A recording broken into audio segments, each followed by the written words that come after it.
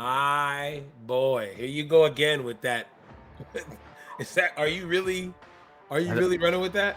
to get my game face on before. Oh, that's And when you turn it on. that's You what it bust through is. the I curtain. was just.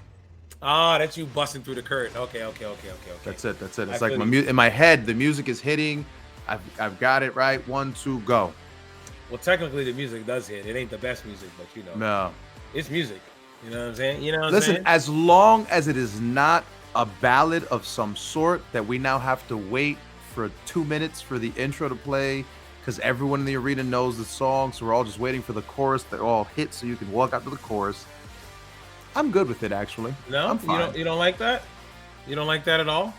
What's I'm over that? here playing. I'm over here playing things that kind of entrance where you have Oh, everybody singing no, along to your. God, No, you're all set. You yo, cool? the You other cool, day, Joe? I saw an indie show. Somebody came out to like Liquid Swords, and it was like the intro. This is the sword. If you grab the pebble, The you go. entire intro, bro. Yeah, No. I was like, No. You have legitimately to as it read. kept going, I was like, what's happening right now? I was like, are That they gonna play reminds the me of whole intro? that And it reminds me was of my like, guy Rick Mayhem. That's my guy. Shout big out to up to the Pro. god, yo. Shout Shout out out to to the Pro homie. Dillinger. That's Rick Mayhem. He had the whole joint play. He Yo, come out like 3 minutes in. yes. So it was the whole, it's playing, and I'm just like, at what part is the guy gonna run out? And yep, that the whole intro played, and I was like, at this point, the match should be over. Like the match should be into the comeback at I this mean, point. Christ. the New Day match at Mania was over before that Oh my intro was done. lord. Yeah. And I was just Oh like, my god. and again, it's either you hear the most obscure thing or it's the song that's being played at the bar for last call, which Right. How do you make that an entrance anyway? This is the I sword. And like, no. man, I tell you what. Anyway, Art of the entrance. what's going on, man? What's happening, right? That was we literally before we started this whole thing, y'all, a look behind that curtain real quick was that we told ourselves, listen, let's try to minimize the tangents real quick at the beginning here and let's kind of First get thing, rolling. And literally the first thing we tangent. do, a Tangent. tangent about nothing. I feel like Fair enough. that's our gimmick now. We start the show, you do something, I react to it, and then we start talking about stuff that has nothing to do. Well, it's not to do with wrestling, but sometimes completely off topic. But yeah, here we Sure. are. Welcome to the pay window cut. Let me bring it back. I need a rewind sound like. Welcome to the pay window podcast. Here, are you ready for this part? Here on the Sandbox Podcast Network. Oh, Ooh, you like that? Ooh, that you is like new. that, huh? News to me, yeah. Yeah, shout out to the homie, DSP. Big up to the god. Word. Sandbox Podcast Network. We're on there. We're going to be on there, and our other episodes will be on there as well. But I figured we might as well start saying that part now because now that's kind of important. He kind of announced it on his podcast, so now it's kind of shout out to that. Okay, it's kind of like a big thing. So he's got us. He's got another wrestling podcast called The Talk of Champions coming soon. So, man, you like that name, huh? Oh, the Talk of Champions. Talk of Champions goes hard. Are you on that? Are you on that podcast? I'm not. Like this is you. I feel like it was you just admitting to me like Talk of Champions. You just went, it's a good name, isn't it? It's a good name. I came up with. Is this you announcing the split? I was like, this show? It was me all along. Are you turning on me? Is this a live turn happening? Was you now live reacting? Getting my live reaction? You turned on me? No, via virtual. Talk of Champions is Stan Michael and his girl Hearts. They have their own thing. They've been doing it for a minute. Exciting. And the big bro approached them, and I think they're working out the kinks. Okay. Because in my mind, literally, I booked it where someone else was going to come into this chat, a third party. I was going to go, who the hell is this? And it was going to be like, yeah. Music and all. And it was going to be a live reaction. I was just going to be like, what's happening? And it'd be like, is this real? And you're like, yeah, man, we're done. And like, what? And that would have been a great angle live on this. 4 episodes. We'll stretch it a year. We'll go 30 episodes more. And then that's when we'll have the big blow off. Big blow. I like it. All right, now on all seriousness, welcome to the Pay Window Podcast. I'm your host, Frank Champion, with your boy. Oh, look, I pointed the right way. I know. With your boy. Go ahead. Vernon Somoza. Wait, you're supposed to be pointing at yourself. I know. What's going on, y'all? As always, happy to be here. Exciting weekend. Lots and lots and lots of wrestling. It has been. I was just about to ask you, how was your weekend? How was your weekend? People said it was like the Super Bowl of weekends for being a wrestling fan. And hey, if you were a fan of professional wrestling, if you're a fan of sports entertainment, if whatever, if you were a fan of watching The guys, art of wrestling. the Let's just art of call it that. wrestling, period. Thank you. The If you're art a of fan of wrestling. the art of wrestling, there was something for everybody this weekend. And I mean, Facts. starting Friday night, I started watching wrestling at like 6 in the afternoon, and I didn't stop watching till into the wee hours of the morning. And then I woke up the next Yeah. morning and started again and catching up on shows that I didn't even watch the night before. Let me ask you a question. Oh, How much sleep did you get? so true story. I went to bed. So Mania night, Well, we watched Mania together. we watched Mania together, right? With In our the little group. watch, So our virtual watch party. we virtual watched it, right? So you Yep. figure went to bed that night at 1. So Right. after Mania night 1, I didn't go to bed till like 1:30, almost 2, because like a child, I was all jazzed up Giddy. with emotion. And I was like, yes, I was like, in my brain, I was like, oh my God. And I was reliving dreams. And I was like, of course. So I started watching wrestling on my phone and stuff. And I'm just like, So right, you're up. I'm counterproductive to going to sleep. Your And version then of scrolling through TikTok. You just start watching wrestling matches.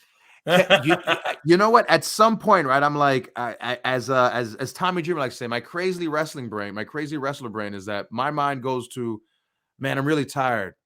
I should probably watch wrestling. You know, wrestling would definitely help me out right now. Wrestling's Nope. what I need. Nope. And of course, and then like I did this last night. Actually, I was like, oh, I'm just gonna watch something, you know, because I was winding down. Let me watch something, fall asleep. Sure. Throw something on. I watched the show at the Garden. Like, I started watching. I saw Dusty Rhodes versus Billy Graham at the Garden, where Dusty wins via count out. Yeah. The match Cody cut the promo on. That Yeah, he cut that where promo, he's and holding I the was belt like, up, you yeah. know what? I gotta haven't seen a watch match that. in ages. Yeah, I was like, let me watch that match. It's been a minute. Yeah. Watch that. Then after I watched that, I was like, man, I want to watch some Bob Backlund. Talk about Bob Backlund's a champ who didn't get the love he deserved. I want to watch some Bob Backlund. Now, Ernie Ladd versus you went Bob on a Backlund. tangent. You went on a video tangent. And then And 3 in the morning. literally 2 Garden shows, so like 2.5 hours later, I'm still watching, and I was just like, I think I was gonna start watching a midgets match, and I was just like, wait, what am I doing? All right, stop. Right, that was my break. Something took you away. Yeah, where I was like, what am I doing? Why am I still sitting? Why am I still sitting here watching wrestling? This is supposed to be the wind down, and it kept you right up. It kept me up. So honestly, I probably got maybe 6 hours that one night, and maybe 6-7 hours a night. Yeah, so maybe like 12 hours overall over the weekend. If I looked on my Fitbit, I think I go to bed late anyway on the weekends. Yeah. So even after Mania went off the air, the night 1, I probably was up till about 3 in the morning. Then I woke up. What were you doing? You were just laying in bed? No. I was down here. I was down here in the studio playing on my PC, playing games on my PC, talking to Shay. We were talking about the show and all that.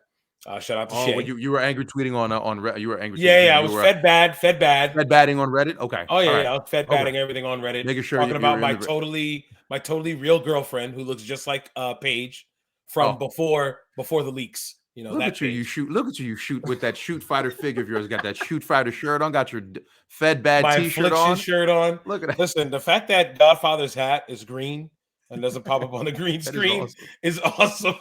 It's just like glittery right now. Shout out to Godfather right here. Just it's zombie Godfather too, by the way.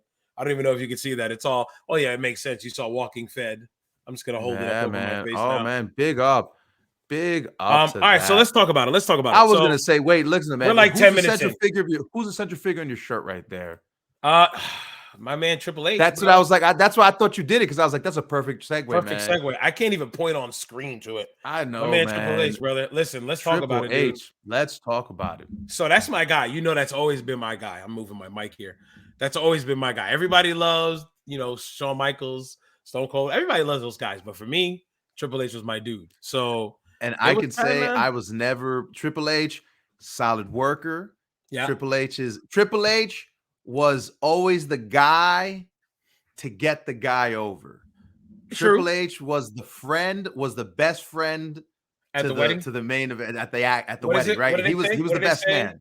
No, they say always the bridesmaid, never the bride. That was Triple H. So for me, like Triple H, I'd always view Triple H. Triple H was a solid worker. He was that guy. And again, right? I have that dark period in my WWF wrestling mind, WWE wrestling brain, where I know that he went on the Reign of Terror, and that was his peak run. Right. Where a lot of people talk about it, and I'm like, we weren't really watching at that time. The Triple H I loved DX Triple H. Triple H, the leader of DX, just started this stuff with Helmsley, with McMahon, Stephanie, and then had the whole McMahon Helmsley regime, like that first run, but not like the Reign of Terror where he was Evolution. I didn't really watch any of that. I didn't watch any of that either. I think I'm eventually get to that. If you're a real fan, then you'd have been a Terror Rising fan. But clearly, I see you're just a bandwagon fan. I'm a E. What am I? Am I E drone? He said or something. Filthy E drone. Yeah, E drone. Great E drone. Just when he was Hunter Helmsley. Yeah, when he was Hunter Hearst, Terror Rising. Yeah, way to forget about Terror Rising. Or his time when he was working where he was working the Indies. All right, if you're a real fan, that's what you'd be about. If you're a real fan. Oh, I'm sorry. Well, forget all that. We're about 10 minutes in now. I said we wanted to keep this quick because we got a lot to talk about. Talk about the man's retirement, though. Triple H retiring. He's. We're gonna talk about it quick. This was on. This aired. Well, I don't know if it aired that day, but the ESPN posted this March 25th. So about a little over a week ago. Yeah. It's a snippet from his interview with Stephen A. Smith, where he pretty much talked about his retirement. I just want to make sure it can be heard. I think it is. I see my little arrow there. Boom. We're gonna hit it with that, and we're gonna hit play. So check it on out. On Stephen A's world, I had a viral pneumonia. My lungs were inflamed, and as the next couple of days went on, when I got home, it got increasingly worse. And my wife saw some blood and stuff that I was coughing up, and went and got checked. And it was coming from the viral pneumonia, but I had fluid in my lungs. I had some fluid around my heart, so they followed up on it, did an EKG and echo and everything, and basically the way your heart pumps out 55 to 60% of your ejection fractures is a good number. I was at 30, and I got a quick text message saying, don't take time, pack a bag real quick, head to the emergency room, I'll fill you in on the way. So by the time I got to the emergency room, my ejection fracture had gone down to 22, which I was in heart failure. Wow. Bad. By the next morning, as they figured that out that evening, by the next morning, as they were sending me in to get an MRI done and about to go in for a hard cath, my ejection fracture was down to 12.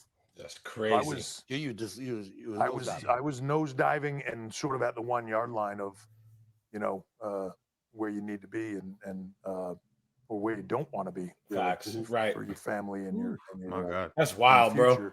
Absolutely, 99%. It gets real. We have 3 young girls, 15, 13, 11. Suddenly I come home, I'm a little bit sick, and their dad, who's, strong always, suddenly is in the hospital. And I don't know if they understood the consequences of it, but, there's moments in there where you, when they're putting you out for stuff and you think, is this it?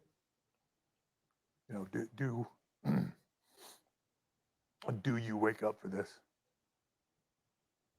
That's real. That's the punch in the gut right there. Yep. Right there, bro. That's tough to swallow. Hell yeah. And makes you think differently, I'm sure, as you've come out of your COVID scare. Makes you think differently about life. Doesn't make you any less driven for the things that you do, but it certainly makes you appreciate. Start to have more fun with this thing, man. As great of an executive as you are, you're also a great champion. What does the future hold for Triple H right now? That's what people want to know. Yeah. What do you say to them when asked that question? Well, for me, as far as in-ring, which I get a lot, I'm done. You'll never fight. I won't. No, I would never wrestle again. First of all, I have a defibrillator in my chest, which, probably not a good idea for me to get to live TV. How about that? Subscribe to. Yeah, relax, Steven. Relax, sir. Relax. Chill out. So yeah, man. I just want to say something real quick. Shout out to the homie Triple H. Like, I don't know about you. We both got kids. We got children now, right? Whenever somebody mentions they kids, I immediately think of mine and put myself in the situation they're in and make myself think about my child the same way he's thinking about his 3 kids. He got 3 daughters. What do you say? All 2 years apart, 11, 13, 15. I could not imagine losing my life where I can't see them grow up. Correct. I could not imagine that. But dude, I do want to say one thing. Every time I feel like I saw Triple H, every time I saw Triple H, I just saw your private chat messages just now. Just now. That's why I'm laughing. Nothing about Triple H. Every Sure. time you would see Triple H make an appearance, there was always those guys. There would always be a little smattering of booze. You know what I'm saying? Because those were the guys that were like, "Oh, Triple H is the barrier, the golden shovel, blah blah blah." This, that, Fed and the bad, third. fed bad. Yeah, yeah. So for his appearance at Mania, which we'll talk about, I mean, we could talk about his part now. He was the welcome to WrestleMania guy, right? I didn't hear a single boo. I feel like this interview that he did kind of like, I don't know if humanize is the right word, but like took away that stigma of Triple H being that asshole, for lack of better words. And I feel like this interview made him a human. Like, hey, man, I almost died. I almost lost my family. I almost lost my kids and all that. And it's like, how can you boo that man now? Yeah. Like, you can't be mad at him. You know what I mean? Like, he's getting his flowers now. Thank God he's not getting it when he's passed. You know what I mean? So, Sure. shout out to him. Go ahead. Your thoughts. No, I mean, you know what? I think that if anything, that promo, right, is a great reminder why I stopped getting so crazy over wrestling, because you it's almost like you remember, right? Moments like that remind you. There's a lot more beyond this thing, man. Have fun with this thing, enjoy this thing, but exactly. Don't let this thing kill you.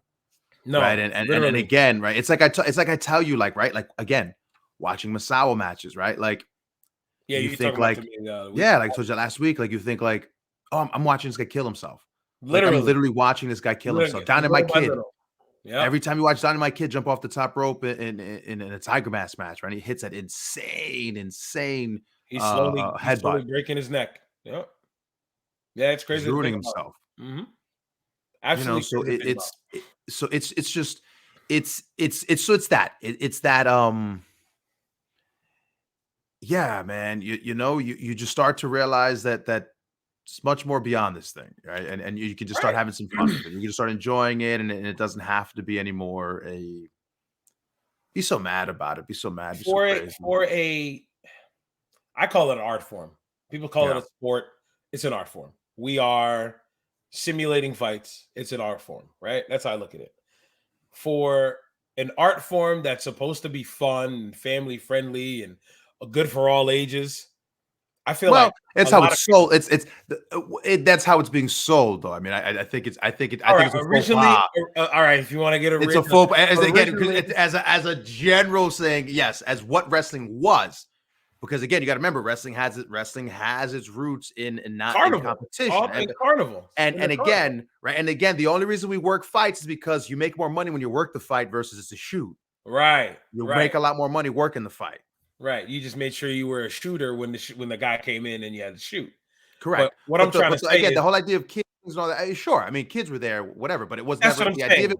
It was family friendly, what have you, because you still had villains, you still had heels. Again, you still had towns. You still had towns in the 70s that were going to riot no matter what. If you went to Houma, Louisiana, of course, it was a riot every single night you wrestled in Houma. It could have been a crowd of 200 people. Could have been 2 no-name baby faces versus 2 no-name heels. If those heels gone over, razor blades are coming out. We're cutting everybody. No one's leaving the arena. That's a guarantee. I read so many stories about Houma. That Houma, that's just what they did. Right. Right. So, but that's what I'm saying, right? Like, but that crowd, they were gonna cut you no matter what. Of course, there was a bunch of riots, in those years, like you're talking about, 70s and 80s. But kids were there. But kids were there, etc. But I get what you're saying. Modern day wrestling, yes, it is a show. Everyone should be there. It's a show. That's the big mainstream wrestling. Big mainstream wrestling is a show for everyone to go to. In my opinion, what I'm trying to say is it gets taken. No, you're fine. You're fine. No, because I was like, was that gatekeeping? I feel like I started turning into a gatekeeper. Wait a minute. You can't say that. That's not wrestling. And so I was like, yeah. That's how I was like, I'm sorry. I was like, I don't want to be that person. I literally just said, like, I don't want to be that person. And what I was talking about is, what I was going to say is, sometimes people take this art form we have very seriously. Yeah. To where the characters they see on the screen, they think that's that person in real life. Yeah. Too much. So it's like, oh, this Triple H is this asshole. He's a golden shovel. He buries everybody. This, that, and the third. Well, and think of all the tweets you see of a guy like Triple H, where they're like, oh, well, if it wasn't for Stephanie, he wouldn't be where he was. And it's like, dude, stop. You don't know everything. You don't know everything. You don't have a clue. $12.99, my friend. For $12.99, you sure as heck can get close. Listen, FDM, we're not going there. We're not going there. We're not going there. We're not. You just low key plugged them. So I refuse. But I listen, didn't low key plug anything. I'm just okay. saying. Look. I like my money. I could think of a million other things to spend $12.99 on Listen, that aren't $12.99 lies is like and a Netflix subscription. You don't need back, to yeah, back in the early days of DVD right. Netflix. Now it's like 20 or 20 on a good day. But nah, dude. Like I said, I just feel like people take sometimes way too seriously, and you just need to sit back and realize, hey, it's a show. I'm gonna mention that. Remind me to mention that when we talk about Johnny Knoxville and Sami Zayn. Look at you with your eyes closed. I'll say this. Okay. I think that everything has a time and a place. I think that there's a place where it's allowable to do because it fits that universe. Like we always talk about universes. We took comic books, same idea. Yeah. Correct. So I can swap. I am one of those adamant people you talk about who is an angry wrestling fan who there's certain things you would have shown me, I would have kicked the table over because I get so worked up about this. What is correct, this trash? Correct. Hey, even me myself. I have learned in the last couple of years, this pandemic has helped me to kind of like, all right, you can't take it so seriously. It's not relax. that like exactly everybody, but not everybody does that. I mean, like I said, you see people on Twitter, but I think post everywhere that are like that. Because I mean, I think that's it though, right? Like people take it seriously, but it's like, but what about do you take so seriously though? Because again, I get mad more just for the technical aspects of it, right? For we don't sell, we don't right. do the things that make the thing that make our art is what you correct. But do I get mad because you have characters of whatever? No, because again, I watch Lucha Libre, I watch whatever. I've seen all types of ridiculous things in wrestling matches. Like that's the thing. Like I get it, but again, am I going to get angry because no, because like like I said, when I watch Shakara, it's acceptable. People go in slow-mo, video game characters, people control each other. PWG had something like that too. Exactly, but when I watch Raw, there's a comic book. I watch the dub, there's another one there. They each have their own. Right. But still, the biggest comic book of them all is from WWF, and theirs is, as you said, theirs is one that it has to allow for everything. You have to allow for it, right? Like the serious wrestling that is just hard-nosed, hard-hitting is not appealing to everybody. No. I watch it myself and just think, all right, I've seen one of these, I've seen two of these. Okay, these are getting kind of like it's not like watching Mid-South. It's not like that doesn't exist. Like that, I get glimpses of that when I watch certain things, but it's not. It is not Mid-South. So let me ask you this. Let me ask you this, and then we're gonna move on. Please. Do you think the best wrestling shows that are put on have a mixed bag of all those different styles and genres of wrestling? Like you can go to a wrestling show and you'll see a straight up technical match. Then the next match might be one of those hardcore kind of death matches. Then you'll come out and see another comedy match, or you'll see, do you think that's the best to do? Or should you have, this is my thing and excel at that, my thing perfectly, and then, or try to excel and be perfect at it is what I'm trying to say. So no. So I think you, I'm not a fan of huge niche shows. So I'm not a fan of like we're a deathmatch group. We're a shoot fighting group. Where I don't like that. Yeah. I don't like we're just a straight comedy group. Whatever. I think that everybody should just simply take it whatever your universe is and whatever your rules are, establish them and just and take your rules serious. And run with it. If that is the one thing I can take away is just take your rules serious. So if you say stats are important, wins, losses are important, et cetera, then stick by that. That's all. That's all. Like, because again, without going to records pop up out of nowhere. Without going to some long drawn out thing about psychology, whatever. Like, man, a girl whose gimmick is she falls asleep mid match. She does moves where she falls asleep and she falls asleep in ring and she has basically narcolepsy. Yeah. I mean, it is kind of silly, but. Man, I guarantee you she's getting tweets, she's getting impressions, she's getting this, she's getting that. So they're in a business of selling, they're selling. So you know what? Who cares what the bearded 38-year-old is crying about? That's fake. I just read that. Because you know what? There's a bunch of kids who are tweeting about it, whatever. And ultimately, did you see her Yeah. It's the business. It's the business aspect of it, and that's the part where, as you said, right? Like fandom aside, they're not trying to get my money. They're trying to get a lot of people's money. Right. If they don't get And yours, no big deal. If you work for a big corporation, I've worked in retail. I've worked in retail. You've worked in retail. There's always that customer that goes, "I'm never coming here again." And we're just like, okay, you leave, 10 more other people are coming through that door to spend more money than you would. So whatever. So it's that same idea. We might have that one opinion and be real opinionated on it. But in the end, we're only one person. Speaking of opinion, we had a very strong opinion about this last week. Not last week, 2 weeks ago. Yeah. I said I needed more people. You said it's about the speeches, man. Let's not cap. It doesn't matter. It's about the speeches. That's Damn it. it. So the WWE Hall of Fame was on Friday night after SmackDown. At what time? It started at what time? I want to say 10. Maybe a little later than that. Yeah. 10:05. It started at at 10:05 p.m. Okay. Hold on. Okay, please. I just want you to set the stage, please, because I think it's all important in the story. Of course, when we got off the air last time, all that was announced was Vader and Sharmell. And my beef was, that's it? I need more people. If you don't have more people, get rid of them and just make it about Taker. And you said, no, it doesn't matter, right? It's about the speeches. That's all that matters, right? That's all you said that matters. It doesn't matter who goes when, who goes where, as long as the talk is all that matters. And I said, well, I'm not going to hear Vader. So how am I even going to get to enjoy that? Because I don't get to hear Vader. So you're telling me a Queen Sharmell speech and a Taker speech is all that is I'm going to get, right? And you said, it doesn't matter. It's about the speeches. I said, okay. So within those 2 weeks, we got Shad Gaspard as the Warrior Award recipient. Yeah. So, because shout out to him, literally saved his son's life at the cost of his own. Yep. That's bravery to the utmost. Yep. There's no act of love. Right. You can never do anything. Correct. Yeah.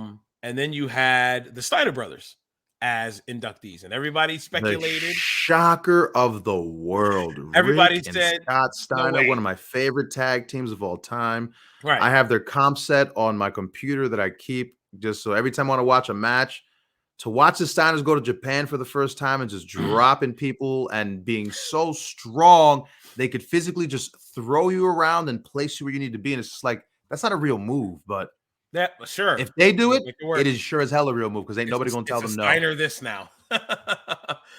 So we got those. So yeah, let's do a little short recap. I believe Steiners came out first. They had about 4 minutes.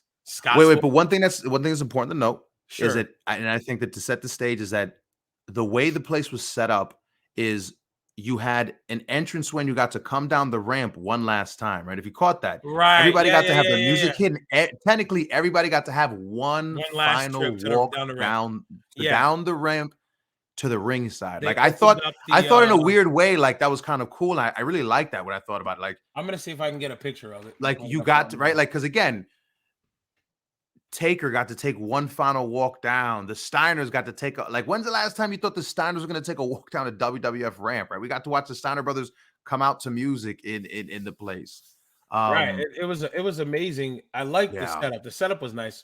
I can't seem to find any pictures on it. The setup was beautiful. It was. I really enjoyed that, and so please, the Steiners are in. Here's one, but that's fine.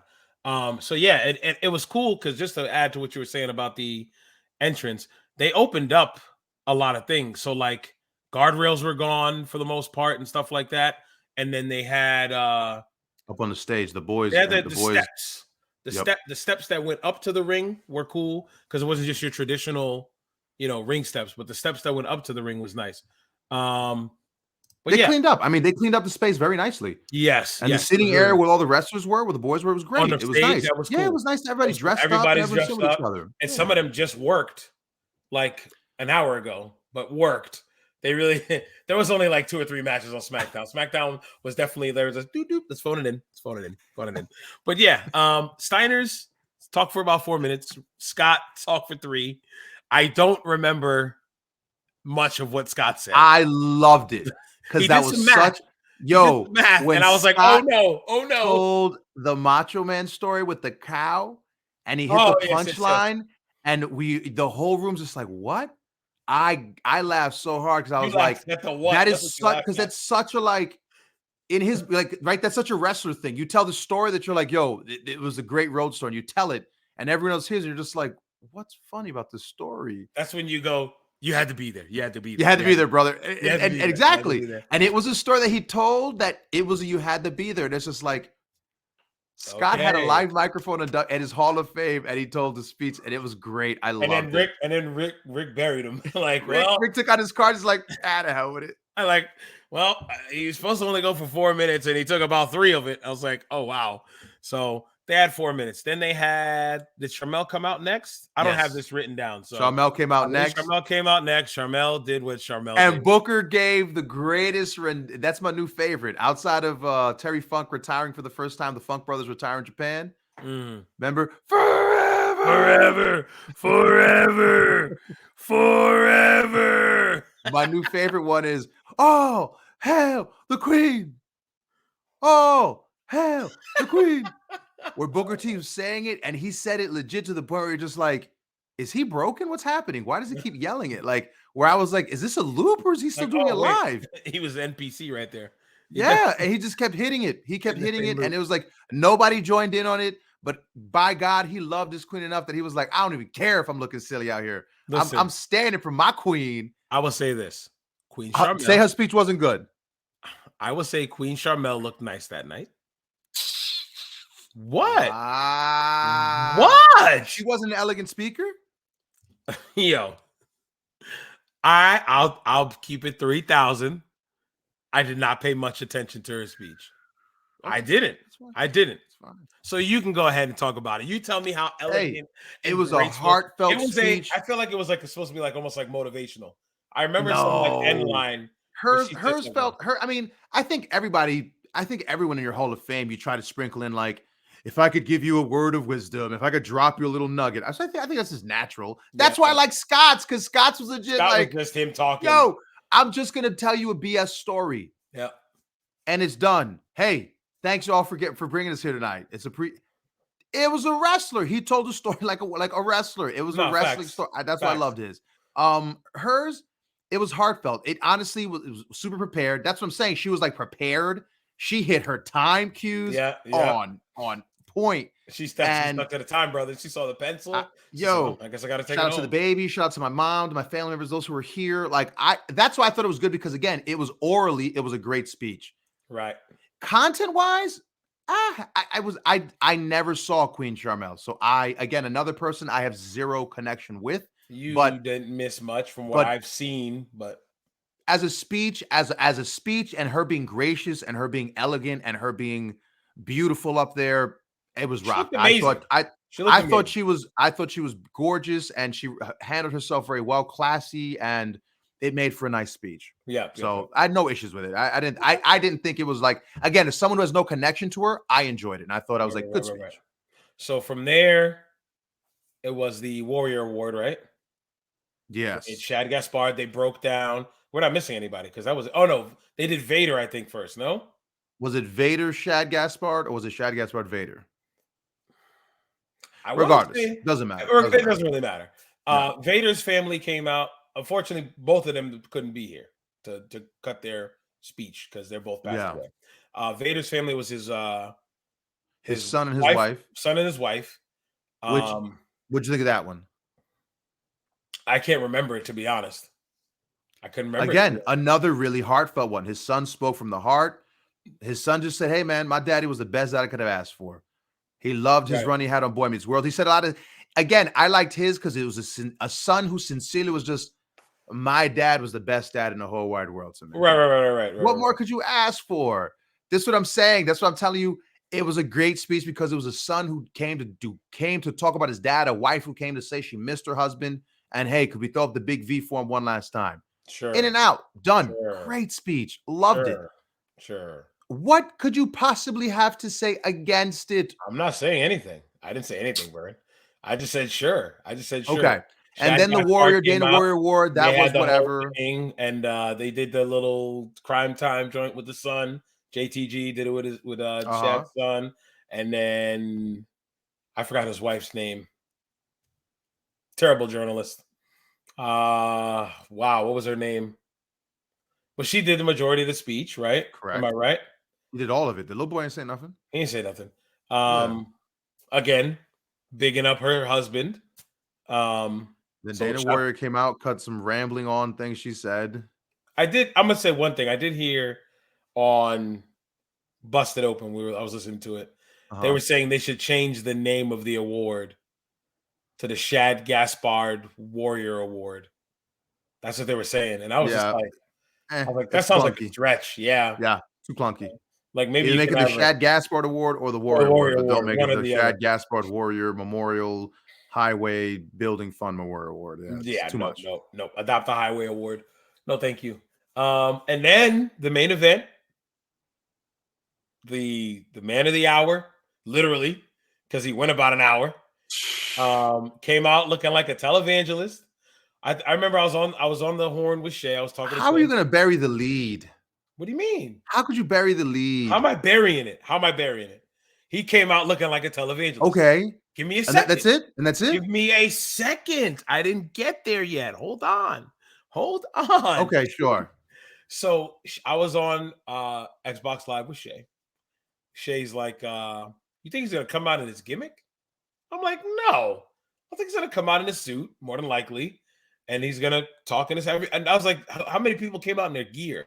And I think he said like Honky Tonk Man came out in his actual gear. Because his gear is what he... anyway.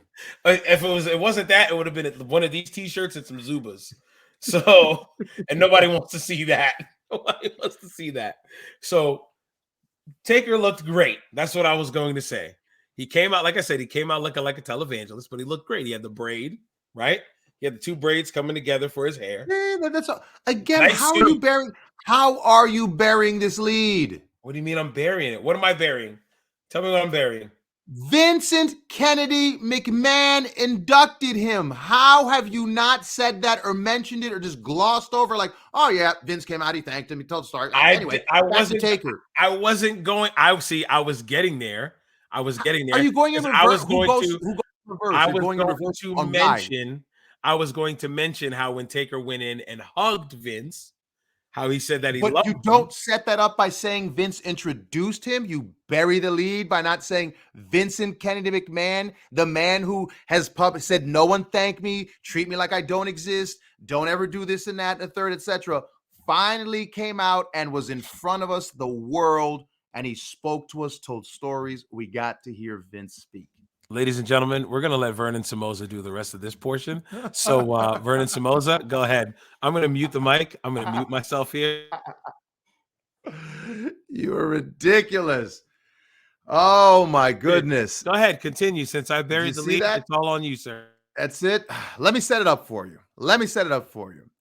So, friends, out here comes Vincent Kennedy McMahon, and he does the strut. Gave us about a minute, not even, maybe 30 seconds worth of strut, enough to get the flavor of it.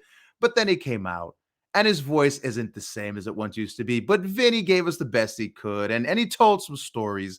And my only critique of the whole thing was I wish they would have let him tell stories like he was sitting in the car. It felt like the stories he told were funnier if you'd have been there, or funnier if he'd have told him the way he wanted to tell him. But after all it was said and done with, he introduced The Undertaker, and Taker came out looking like a televangelist, and he came and he hugged Vince. There. Was that so hard? Can I come back now? Come on back now. Now that I set the thing up for you, like a good manager. I had to set it up for you because the talent, as always, the talent was too busy thinking of what he was going to do for himself, forgetting the match is a whole process. So for the rest of this segment, we're going to let Vernon Somoza take care of the rest. So go ahead. Tell him about The Undertaker, Vern. Go ahead. I'm just going to have my mic on, but you can go right ahead. No, I definitely want to hear your take on this, man, about your man Taker. Okay, no, seriously. Yeah, please. I listened to the whole thing. I'm not gonna sit here and act like I remembered everything, but I do Okay. like how he had what was it that he called it? It was the 3 takes that he had. It was It was his originally 4, but I think that someone hit him with the headset. Was like, yeah, boss, we're gonna go with 3 because 4 at this point. 4. If you paid attention, he said he 4 said at first. 4. He originally said 4, and I was like, that's why I was like, is this a sermon? Because when he said I got 4 points, and I was like, I'm trying to is remember this when a he named message on it. a Sunday? What did He he said name it? 4, but at the end he goes, and these are my 3 points, and I was like, oh, and I went, oh, phew, because I was thinking, God, these are long points to be talking about. I got another one, brother, and I was like, that you're on 3, and in an hour, this is the longest church sermon I've been to in forever. Right. It's gonna bother me if I don't remember. Oh, what was he called him? That I could like What 3 he keys or called 3 him. mental exercises or 3 3 something devices. Yeah, he called it something specific, and I was trying to remember it, and I couldn't. Yeah. I can't remember the exact 3, but he tied them with stories. I like how he went to the people in the crowd, not the crowd, the on the stage. It's like when he spoke about Kane In the congregation. I just want you to understand There something, was right? definitely You're people there literally like, yes, describing Cal. you understand you're Yes, describing Cal. something very specific, right? That I know very well. And so it's almost like you're describing what, but go ahead, keep telling me more. So he's doing this speech, 3 points, connecting with stories. So I'm trying to remember here now, because now that was the beginning of the entire weekend. So now it's a blur coming by that it's been a week, and I haven't seen it since that day. And my wife watched it the next day, and she absolutely loved it. Because Taker's like her favorite. But no, I'm sitting there trying to remember. He had the 3 points, or like you said, 4, but he only got to do 3. He said something about Kane and how don't get hot over there. Right? He said, "Don't get hot." I didn't get hot. But I didn't get hot when you stole all my moves. I was like, "Oh." Yeah. He did make when he took his little jabs at people. Again, those playful jabs made it fun. When he took the jab at the Godfather, that was fun. Yeah. Oh, the hat story. Talking about the hat. How they got into a fight over a hat, and it's like, take the hat. No, I don't want. You take the hat. No, you take the hat. And they got into like a legitimate fist fight over it. He didn't mention all that, but I can't remember who told that story. I think it was probably a Pritchard that told that story. Okay, if I'm not mistaken. so there's that too, right? Having the bane perhaps of having seen so many shoot interviews and all these things where you're like, oh, I've heard the story before, and Right. you're sitting there waiting to hear, oh, is he going to tell this story? Like when he started saying BSK, right? Because it never was like, no, that the doesn't hair exist. on my neck stood, Right. and I went, Like, no, that doesn't exist. I And was it's like like, this. oh I was like, God. oh my God, what's he going to say? He's acknowledging it, right? I promise you, my inner fanboy was on his message boards like, oh my God, this You were is it. getting This is the ready. You moment, were getting guys. ready. Like, This is the moment, guys. I'm going to This be is the it, first guys. one that I'm going to record this. Where were you when Taker finally told the truth? And he said nothing except shout out to his squad. Stories I'm going to take to the grave. That's what he said. That's all he said. And I said, yes, thank you. I like how he's talking about his wife, Michelle McCool, is talking about his kids. That was nice. I'm trying to remember. Like I said, I can't remember it all, but from what I saw, it was a damn good speech. And at the end, he takes his robe, right? One of his many robes. That was nice how they had the backdrop for him of like his classic robes. What'd you think of him thanking the seamstress, thanking producers by That's name? nice. That's nice. I think that was crazy. No one's ever done that before. But he thanked the seamstresses by name, producers. I was like, wow. Terry something. And she's apparently making his robes making his gear forever. I was like, wow, listen to him. So I'm to quick tangent because we're almost at 45 minutes, but quick tangent. Pat McAfee show. I watched his show after WrestleMania, the Monday after, and he was talking about how it was just a quick clip. He was talking about his experience from that match and all that stuff that whole weekend. So he said that lady Terry, who's always done Taker stuff, still has those robes sitting in her little portable closet that she brings to the buildings. She still has those robes. She did I forgot what Pat said. She did Taker. I'm trying to remember who else, but Taker was one of the most prominent names. But other Ric Flair's robes she still had there. So Pat said he saw Logan Paul's jacket. We'll talk about how Logan Paul looked and all that. And he thought, man, that's like one of the nicest things I've ever seen. And he's thinking himself, he's like, I'm gonna come out there in a black tank top and some jeans. Like, I need something. He said that lady Terry, who did all of Taker's stuff, overnight put his joint was all glittered up. She put every single rhinestone, glitter, whatever you want to call it, bedazzled gimmick and into his tank top overnight and had it ready for WrestleMania Sunday. I was like, bro, that's dedication right there. So big shout out to Taker to bring it back. Big shout out to Taker for bigging up producers because nobody does that. And shout out to big up the Seamstress. Wow, and for her to have such a major part of a look. Because that tank top, you said, I'm like, as I was looking at this tank top, I was like, is that joint glittery? Why does it look like that? She did that by hand the night before. I was like, yo, that's crazy to think of. So yeah, all right. So we were talking about that. He puts the robe on. So he put the robe on, right? People pop. Can we just talk about the 10-minute ovation he got to start off his whole TED Talk? I'm mad we skipped that, dude. Was it again? I wasn't gonna say bury the lead. I just figured I'll just bring it back without having to chastise. Did you count that? It was about 10 minutes. It was insane. It was insane. I felt like after a while, I was like, yo, they're not gonna let him talk. I think they're just gonna keep going. It did become right. It was like almost that thing where you're at a concert. And you're just almost like, all right, guys. We're here to listen to music. Like, we all just stop for 2 seconds. Let's compare it to like those old 90s sitcoms and a special guest come in and it's just and they just gotta sit there and they're just waiting for their prop and they're waiting for their line and it's just right. And they're just sitting there and they're standing there, they're like trying to be cool, and then they're looking at the other cast members and the cast members are looking around like, and the cheers are still going, and then they finally get a chance to talk. That's what it was like. Taker just was like, all right, I gotta start talking now. He probably got a thing in his headset. They're like, go Taker, go Taker. Yeah, no, because listen to me, he drank that in. And rightly so. He deserved it. He deserved to do it, but it was like 10 minutes of solid. It was a long I could not have imagined what that must have sounded like where he was standing. Yeah. To have that, because it was angled down, like that sound, that volume just must have been. So, and he was about to break. He was like nearly about to have tears. And he's sitting there going, when you had that Vince hug, man, that big Vince hug, when him and Vince Vince was like, yo, get off me. Don't do that. Not out here. I didn't feel like Vince was like, Vince definitely said like, yo, F you little man, and pushed him off like, yo, it's gonna be rough you up, little man. Don't do that to me. Don't show me no sympathy out here in front of these people. Facts. Like, I feel like he definitely like he hit it with the dap, he hit it with the jail dap real fast, and just like said something slick to him, like guys, I see you on lockup, fam. And I was just like, Vince, why, Vince? For 2 seconds. Relax, bro. For 2 seconds, Vince. You don't have to be tough.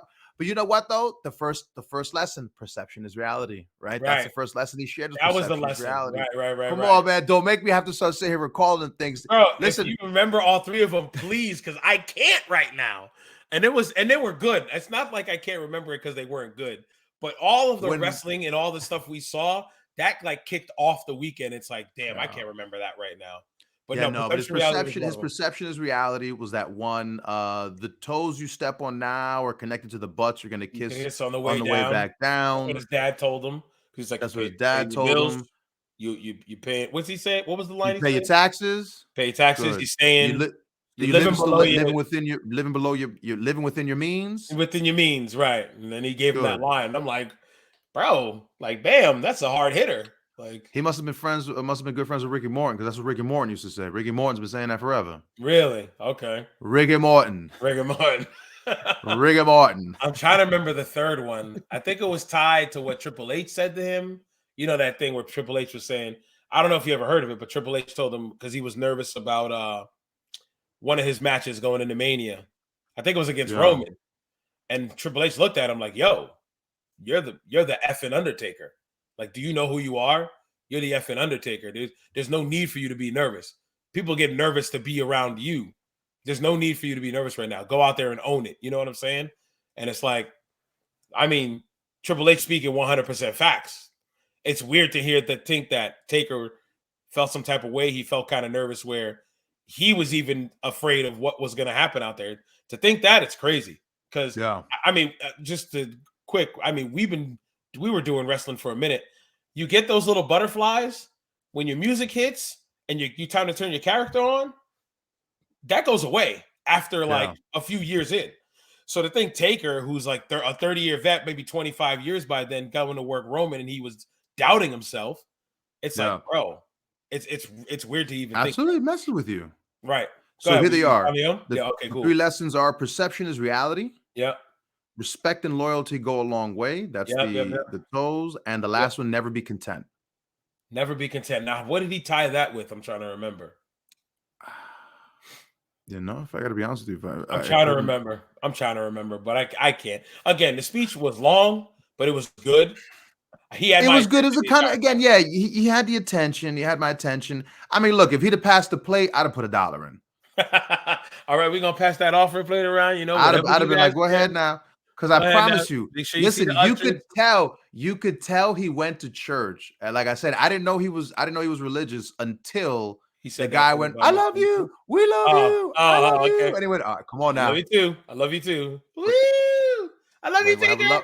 We ain't gonna have a love fest now.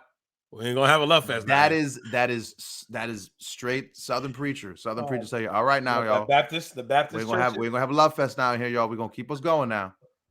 All right. So like cool. I was saying, right? Because we 51 minutes in now. We gotta start talking about Mania, actually. You mean Lamia? Don't do that. Don't do that. You loved it. You loved it, and you know it. So stop. Okay. So he puts the robe on, puts the hood on. He gets up there and goes, "Never say never." Is that a good Taker voice? Yeah, and I guarantee you, Vince was like, Vince's eyes perked up, his ears perked up. What are you doing tomorrow night, brother? Like, dude, no. What do you think about that? Let's talk about that. What do you think about that? And then we're gonna move on. I mean, listen, I think the Undertaker's at the end of the day, Undertaker's an old territory worker at heart. And he knows, hey man, there's money to be made on the table. If I can still do it, why not? Why close the door?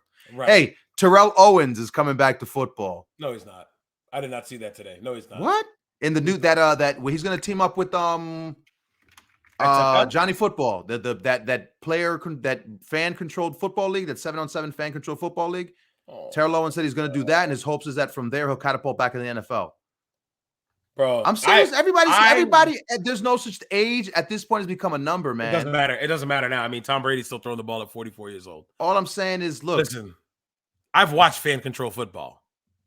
I didn't know it was a thing. Honestly, I thought it was really fake. It's really bad arena football. It's really bad arena football where the fans get to control what plays they call. Now, here's the thing: there's only 3 plays they can choose from, and it's multiple choice. And it goes by majority vote. So it's not like, oh, I picked this play, I want you to run this play. It's I thought it was like it goes run or pass, and then it's like, okay, you're not picking, all right, Spider 2, Y banana. You're not picking that. You're not gonna pick that play action pass. You're not picking that, okay? You're picking run or pass. It's run or pass, and that's it. So it's like you're feeding into the gimmick. It's on Twitch. That's why I seen it. It was on Twitch, and they were showing it. It wasn't. No wonder I had no idea what it was about. I was like, I don't know. 4 teams. The teams change players every week. How are you supposed to get behind the team when your quarterback or your running back or your wide receiver can change every week, except unless you're a captain? It's like it didn't make any sense to me. Okay, moving on. All right. Well, apparently T.O.'s he's coming back. Well, the reason I said that is because, again, Taker saying I'm coming back. Fine. I can see it happening. I don't care. Great. If as long as it makes sense, I think.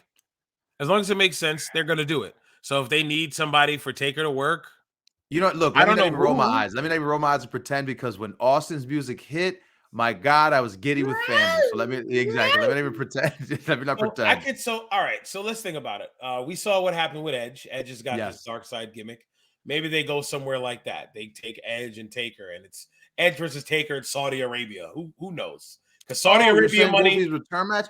You know what? I don't know, man. I don't think I don't think it's Taker, anytime soon. To be honest, I don't think he has anything anytime soon. I think if anything, the Saudi prince saw Austin and was like, "Man, I want Austin versus Taker or something like that." Right. And he's like, "I'll come out the bag with $2 million a pop each one." Like that Saudi money. That's big dollars. They're guaranteed, I think, 10 mil every time they do a show. It's something crazy like that. They immediately gross $10 million Every show they run there. They roll tight whips every day. Bentley's home Right. is a So nest it's like you can't get mad at them. All right. Yeah. All right, so let's talk about the Let's weekend go. before we get into Let's Mania. go. We're gonna be quick. We're not gonna Don't worry about talk crazy about it. So I believe it started on Friday. That was Ring of Honor, right? Friday was Ring of Honor. Ring of that night. Yeah, after Rampage and all that other stuff. After Right, 'cause SmackDown, that same Rampage. night. So when the Hall of Fame Excuse me. speech was on, that was still on, right? That was running at the same time. Yeah, I think yeah, that's they're why I running. didn't They're see a lot running. of it. Yeah. Actually, I'm lying. Oh. That's where I screwed up. Let me see if I can get it while you're talking. I have What's a up? photo. I have a photo that I wanted to show you. What's that? A photo of how my Friday night looked. If I can freaking find it. You had multiple screens going? It was crazy. It was crazy what it was. It's a little video clip. I'm gonna try and upload it while we talk about it. Yeah. So No, yeah. I was flipping back and forth. But because again, Ring of Honor. Look, Ring of Honor was a one-match show. Say what you want to say. It was a one-match show. You could Right, have I'm built gonna it. run through those. You could have. It was a one-match show. It was the WCW, WWF invasion angle done in one night, where you buried the old company. You just wiped your feet off them, pissed on their graves, and did away with them. And I don't know, put over all your. It literally. Am I crazy? Was it not the invasion angle done in one night? Do you remember how the invasion angle ended with WCW just taking the L one after another? So if you didn't know, there were 12 matches that night. Yeah, Four of them were couldn't on the tell because pre-show.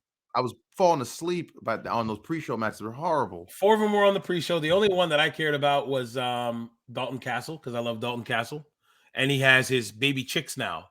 I guess it's passe to say the boys. You can't call I them have the boys. no idea. I'm guessing because everything's gender fluid now. You can't call them the boys, so he calls them baby chicks. I don't know why. Because he's a peacock. So peacocks have chicks. Well, he should have always been calling them baby chicks then, because he used to call them the boys. Oh, okay. You know what I'm saying? Sorry. Okay. All right. I Okay, realize what? I realize you're in the basement. You're wearing a wrestling t-shirt, and I understand it sometimes incites feelings from you, but it's okay. I understand because you're like, he should have had it from the beginning. If he's gonna use it in his gimmick, he should have said it from day one. And so it's okay. All I'm trying to change. point out is there had to be a change for a reason. Yes. Yeah, no, absolutely. Who knows? Marketing. Who knows what? Who knows? Who knows? Sure. I did not. I had it on. Didn't pay attention to a lot of it. I'm not gonna lie. Once Taker came on, all those other screens didn't matter. Yeah. I saw Jay Lethal, Lee Moriarty. That winded up being a gimmick with Samoa Joe coming out, making his return and bumping him. Actually, no, that was later on in the night. That was the main event. That was on the main event. Jay Lethal and Lee Moriarty's match, because I like Lethal, but I think that's when I started paying attention again, because I didn't see Brian Cage. I didn't pay attention to Swerve Strickland and Alex Zane. Yeah, you missed nothing. I bet. Mercedes Martinez and Willow Nightingale. Willow Nightingale's not my new boo, so shout out to her. It's my new boo. Word. Yeah. But yeah, Mercedes Martinez won. I don't know. I never met her in real life. Oh, I was like, I don't know. I'm just saying, Willow Nightingale's my new boo. Since there's no more Nia Jax, I got to move on. I got to find me another thickness. So I moved on to Willow Nightingale. And if I get canceled for that, it's fine. We didn't get started, so it's okay. But then let's be honest. After them was the fire match. And I'm going to pull up the graphic. Oh. It was a fire match, listen. Bro. You're being generous. This is one of the top 5 tag team matches I've watched in, I don't know how, when I tell you these dudes, this match had me excited for pro wrestling. This match had me like, I can't wait to watch this match again. So these 4 put on a phenomenal match. It's kind of upsetting that I've only really got to see the Briscoes in Ring of Honor. You know what I mean? They should have been other places by now. But you know what? All I know is, look, I really do hope that whatever. Look, they had Malachi Black, for goodness sakes, right? They had guys that had all sorts of looks about them. Mm-hmm. Like, if there was ever a team that you're just like, man, if these two had a chance to hit the big time, like what could be done with them? Right. Even if they just took them there just for the sake of just to try something. Right. Right. So like, I had said I was watching it with Shay, and me and Shay were Briscoes, like, God. banger. I said, you know who would have excelled? That word. Banger? What's so bad about saying banger? Cause it's such that word has with indie wrestling, that word has lost all meaning. Anything that's a match, it's a banger, bangers a night. When There I literally was a use that, pay-per-view I over the use that weekend in called Bangers Only. no, there Bangers wasn't. is such a word that just that word has lost all You meaning watch of you, banger. you're on too much Reddit. You need to No, I'm not. you need to get off It's of so Reddit. many indie shows, and every indie show, every time They say someone writes a banger? review for an indie show, Oh there was God. bangers on this one tonight, breaks. Oh my God. So when I use the word banger, I use it in my normal speech. That's why I said that. It's a banger. Like it's a fire match. What I hate is they tore the house down. That's my Oh, I never one hear that. grievance. Really? I don't hear Oh they my what? lord. I Oh never hear my they turn their hand. I lord. hear bangers. It We was tore a the house. banger. Maybe because during the match, oh man, we tore the house down. We tore the house down. We tore the Oh, house down. you And know it's like, what? no, you Because didn't, you're okay. because somebody else just went out there and had a bigger reaction than you. So you didn't tear the house But down. you're talking about with the boys. I'm talking about amongst the fans. I understand that. See, I'm not interacting with these people. You on that Reddit hard body and you talk about bangers and all that. I was just saying they put on a banger. That match was fire. Let me come That's up with a fine. different word. Let me Yeah. they put on a spectacle. How about that? Was that better? You fed shill. You e-drone. You don't think I would catch that, you e-drone?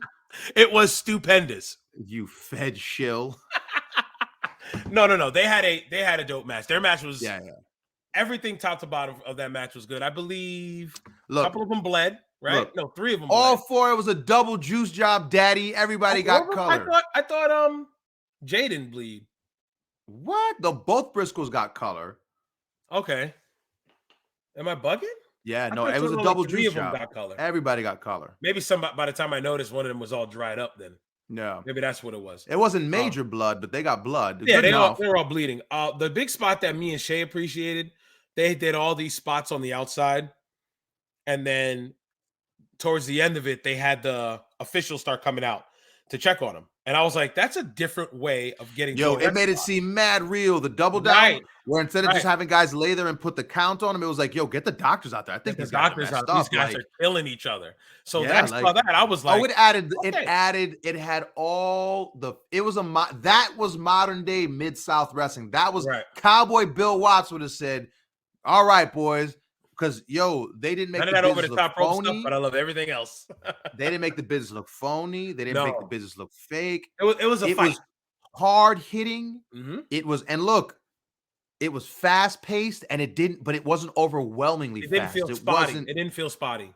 It felt like a struggle. Like these dudes are struggling. They're fighting with each other, and they are hitting each other hard. Oh yeah. Dude, that was great. That match was awesome, and I got a picture, the end, and shout out to FT. There it is. FTR, and I like that they had the old school Ring of Honor belts. I don't know if they were just sitting in a warehouse somewhere for a minute. They got the font. They did the font of the butts, which I thought was nice. They had the FTR logo in that Ring of Honor font. That was dope too. So you already knew new gear they were gonna go over anyway. So that's the stigma. New gear you going over, except for that stand and deliver match. We'll talk about that in a second. But no, this match right here, I didn't mean to pop that up, but that match right there, absolute banger. Absolutely stupendous. Then they had Suzuki beat Rhett Titus for the TV title. Waste. Wheeler Yuta defeated Josh Woods. Waste. Wheeler Yuta, who has lost every single time he's on AWTV, and don't at me with he wins on freaking Dynamo on Elevator on Evolution. Nope. It's Elevation, but who cares? Elevator sounds better. Yes, Dark Elevator sounds better. It sounds like there's a power outage in the elevator. Sounds a lot better. Whatever. It's just, I don't care. Winning on YouTube, it doesn't matter. I'm sorry. I don't have enough time to read every comic book tie-in that you have. If you're winning matches on YouTube and you're padding your stats because you're 49-2, because you've got 49. What? Wheeler Yuta? Look, I never heard of Wheeler Yuta till after he got signed to AEW, and he had a banger of a match with Daniel Garcia that they put on an hour-long banger. But since then, he's a Philly kid. What about Wheeler Yuta has made any of us believe that he's this quote unquote shooter? He's this technical genius outside of because you keep telling me he is. I've never once seen him do it to where I'm like, nah, man, this dude's killing it.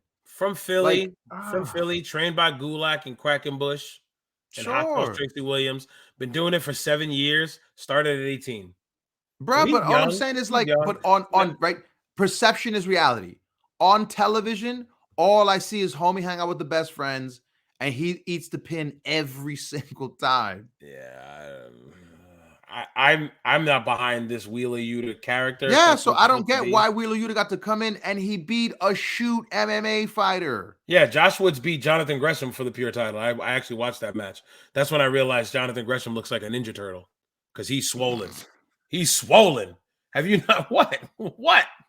Did I throw you off right there by saying that? Yo, I was not expecting that, but yes, it's he's because out it's here not. looking like Leonardo, bro. But that's what I seen Josh Woods for the first time.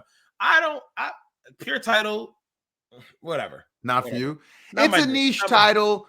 It's a niche title that has its audience. And again, it goes Sure. back to the OG Ring of Honor, right? OG Ring Right. of Honor with that dreaded word, work rate, brother. Work rate. It's that work rate title. Right. And I'm It's just not like, for everybody. Everybody doesn't want to watch a match where guys are working holds. I mean, but I can watch a match like that. I can. I understand. Watching But- Wheeler Yuta do that match? No. That ain't it, Chief. Because when I watched Woods and Gresham, I was like, okay, this is all right. I can watch this. I get the whole rule thing with the 3 rope breaks, and if you do this, then you get a rope break taken away. Watch a Nigel McGuinness one. Watch Nigel McGuinness defend the pure title. I mean, back then, that's when it was at its heyday. But now it's just like, why'd you bring it back? You don't have. I feel like you don't have enough. Because Jonathan Gresham helped to reintroduce that belt and reintroduce that concept of pure title, pure wrestling. So it served its storyline purposes, but at this point, I'm not so sure that it's still. I mean, again, in the new Ring of Honor, do you need the pure title? It's a new company.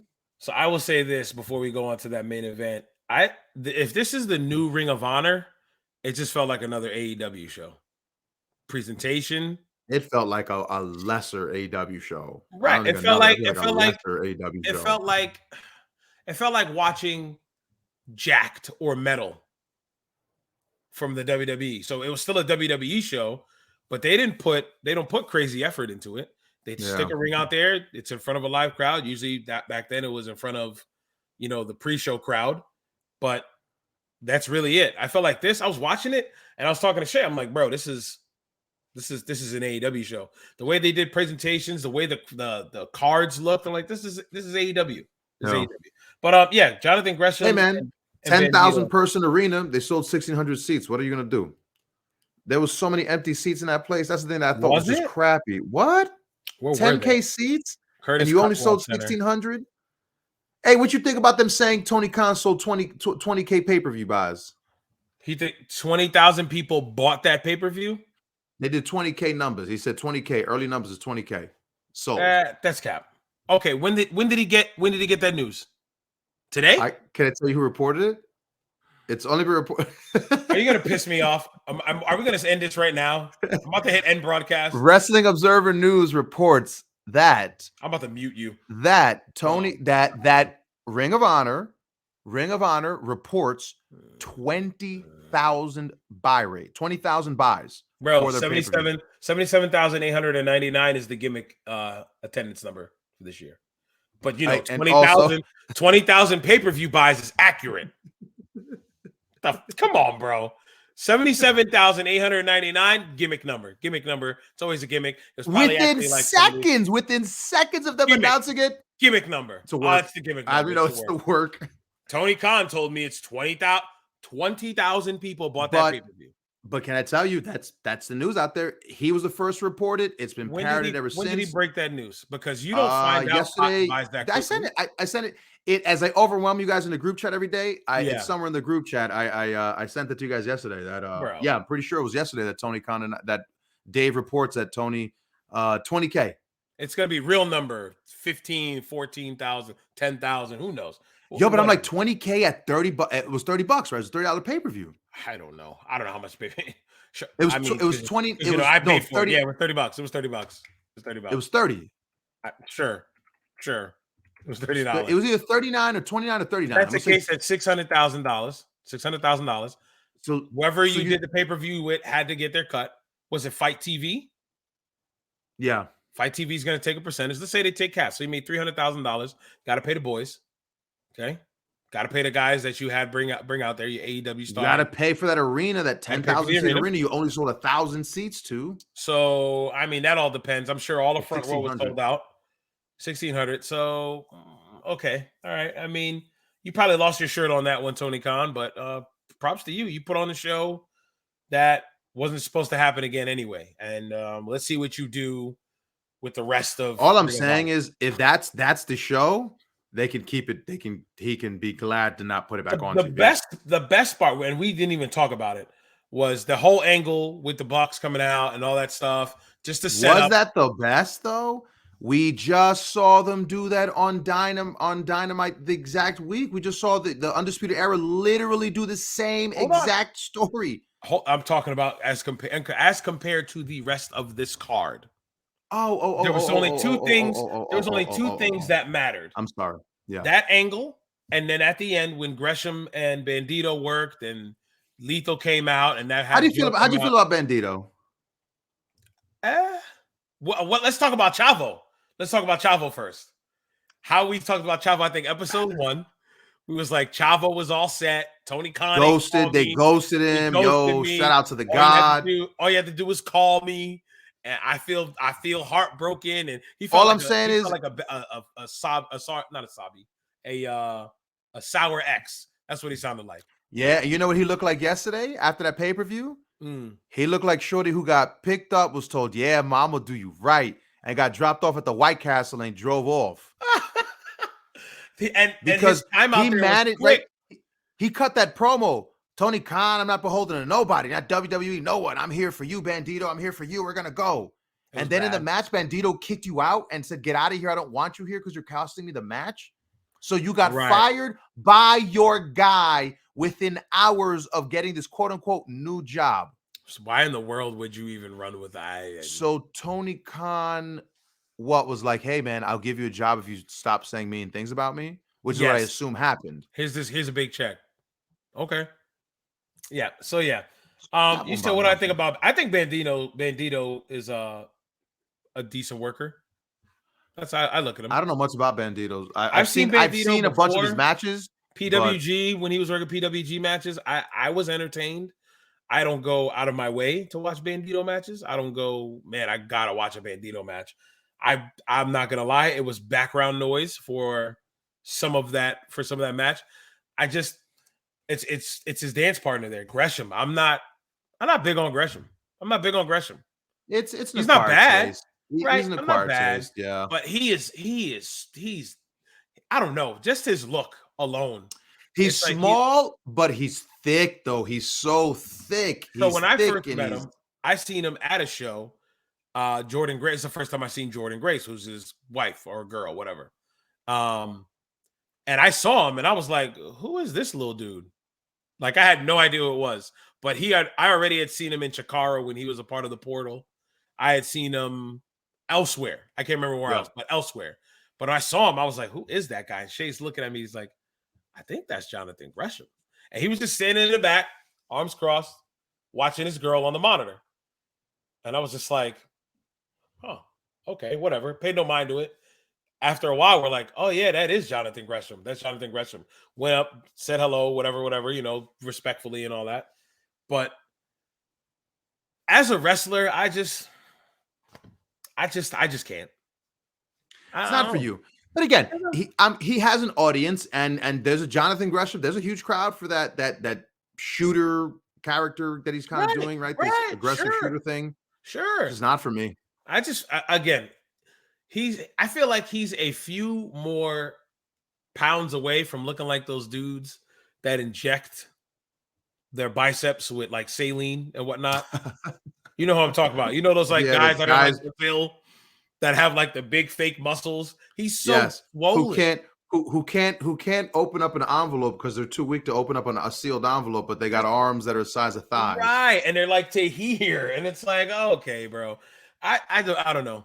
I just can't. But again, like we were saying, Samoa Joe came out of the go out of your way, watch the Bucks match, skip everything else in that card. Nothing FTR else. match. The FTR. I'm sorry, I said the Bucks. Yep, yep, yep. FTR and the Briscoes. Go out of your way to watch that match. Watch it twice, thrice, whatever you got to do. It was a phenomenal, hard-hitting pro wrestling match. You got to watch it. It's Okay. it's a great match that will entertain you. It'll have you on the edge of your seat. You'll boo. It was a great match, great roller coaster of a match. Right. So now we're gonna touch on Impact very quickly. Oh, this is you right here because I didn't watch Impact, so I have nothing to say. They try to touch on Marvel Multiverse of Madness. I saw that. I They didn't had understand what was Multiverse of the Magic. angle. They brought in anybody. That's pretty much what it was. It had nothing to do with storylines. Oh, If you follow Impact storylines, I don't. occasionally on a Thursday night will put on Impact, and then I'm doing this by like 8:13. I'm over here nodding off. I'm trying to look at this card right now to things that mattered. Ishii worked Edwards. He beat Edwards. My other boo, Deonna Purrazzo. How was it? How was the Ishii match? Really? Okay. Good? Really? All right. I'm shocked. All right. So he's the Stone Pitbull, right? Stone Pitbull. I'm starting to watch. It's a character that's beloved on the internet, man. Hey, Ishii. I'm starting to notice because I'm sitting there. I'm watching the work. I'm not listening to the commentary. No, I'm watching the work. Everybody does, but I'm starting to see him set stuff up the same way. His little shoulder tackle spot where he bumps back and then comes with a running shoulder tackle to finally bump the guy down. All that stuff. But you could say the same thing with Honma. Honma sits at the same spots all the time. Of Honma course. literally is work. You could close your eyes and watch Honma do the same spot. Don't you disrespect Honma? I love Honma, okay? Oh, he misses. Oh, he misses. Right, oh, and it works. It works. It works. But for me, it's like, okay, Ishii, Eddie Edwards, it was cool. It's cool. Whatever. Man, I feel like Tommy Dreamer would disagree with you. Moving on, Deonna Purrazzo worked and she won. Sabin worked Jay White. And this was another match that the Briscoes Jay had. White? Jay White. Switchblade. Oh, how was that? Was that like the people going insane? Didn't even pay attention. I'm not even gonna lie. Background noise. Didn't even pay attention. The Good Brothers worked the Briscoes the same night they worked FTR. So they worked FTR. Okay, the Impact show went on later. Okay, which is gonna have a segue into what we were talking about, what we're gonna talk about next. The Briscoes, after that stupendous, I'm trying not to use what I would normally use. After that stupendous match they had with FTR, they then went down the road. I don't know how far is that. If you could look up how far that one building to this hotel was, this was at WrestleCon at the Fairmount Hotel. So go from the Fairmount Hotel to wherever that place was for Ring of Honor, which was the Curtis Colwell Center. So if you can do the Fairmount Hotel to the Curtis Colwell Center, tell me how long it was. All right, they shot down there. I'm sure they left in their gears. Fairmount. So put Fairmount Hotel, Dallas, Texas. Fairmount Hotel, Dallas, Texas to the what? Something color Culver. I forgot. I'm gonna get it for you again. Hold on. All right. Fairmont. Curtis Colwell. Curtis Colwell Center in Garland, Texas. I know Dallas and Garland aren't that far from each other. Curtis Cole. C-U-L. C-U-L. Oh. Colwell. C-U-L. Oh, Curtis Colwell Center in Garland? Yep. So what's the distance there? Because the Briscoes went straight from not main eventing, but 25 minutes. Okay. Right now, 25 minutes. Yeah. Match 9. Ride. So this was around the time that they traveled there. Because it was this late at night when they came on, and they winded up main eventing against the Good Brothers. And talk about a total contrast of match quality. Well, I can imagine. FTR, Briscoes, Good Brothers, Briscoes. And you can't, if you're on audio, you can't see what I'm doing. I got a hand above my head for FTR, and I've got a hand at my chest for the Good Brothers. Good Brothers, to me, have lost all. What's the word I want to use here? All. Help me out here, Vern. You got that vocabulary. They've lost all. They've lost the plot. They've lost all shine, all luster. They lost all sense of being a real tag team. Whatever it was that made them cool, it's really gone. The It's it gone. factor isn't It's there any gone. longer. And Doc Gallows looks good. He lost a lot of weight. He's no chub, but he looks good. They both are in shape. Hey man, the whole big hoot, little hoot, tiny hoot, all the fun things about them that made them cool are now the things that make you go, cool, dad. Right. Yay. It's cringy now. It's not because you realize that the people, they haven't evolved. They're literally still the same guys they were, which again, that's fine. But in terms of like a character development, you realize that you guys are literally, there is no character to this. You guys are just doing nothing. Right. And I'm watching that match, and the Briscoes also lost that match to the Good Brothers too. And I was just like, I'm sitting there watching this. Shave with me. He's like, I'm not watching that. I'm watching it. I'm talking to him. I'm like, bro, this is bad. And I was like, I like the Good Brothers. I like. Was it a slow match? Sort of. And when it was time to pick up, it was kind of like. You know what though? Like, look, Doc Gallows for what the 9-inch lifts in his boots. Like to this day, I'm always just like, bro, why do you have 5-inch lifts in your boots? Bro, you're tall enough. You don't have to look taller. I don't know. Because I swear when he walks, he always has that Frankenstein look. Like it looks like his feet are bow-legged. Like he's got the Minoru Suzuki bow-legged walk. Where it looks like his knees are bowed out. When he does a big boot, I feel like one of his legs are gonna snap. Yeah, it's gonna snap. It's gonna look like a crane. It's gonna bend in the other way. It's come in this way. Like, oh my god. No, but yeah, no, Impact. It was cool because they brought in all those other people. What was the main event? That was the main event, sir. What?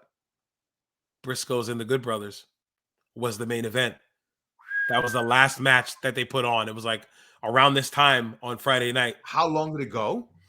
I can tell you. Too long. How about that? They went 9 minutes and 46 seconds. Longest match of the night was Chris Sabin versus Jay White. And Chris Sabin went over 16 minutes. Ishii, Eddie Edwards went 14:59. Bailey and Alex Shelley went 15:03. So there's some names I was naming there. I don't know who Bailey is. I don't know what. You know who Mike Bailey is. Speedball Mike. Oh, Bailey. Mike Bailey. Excuse me. I'm sorry. Yep. I didn't like the mic. I just want to talk about what's the word I want to use here? The opportunity these workers get for being in Dallas because of WrestleMania.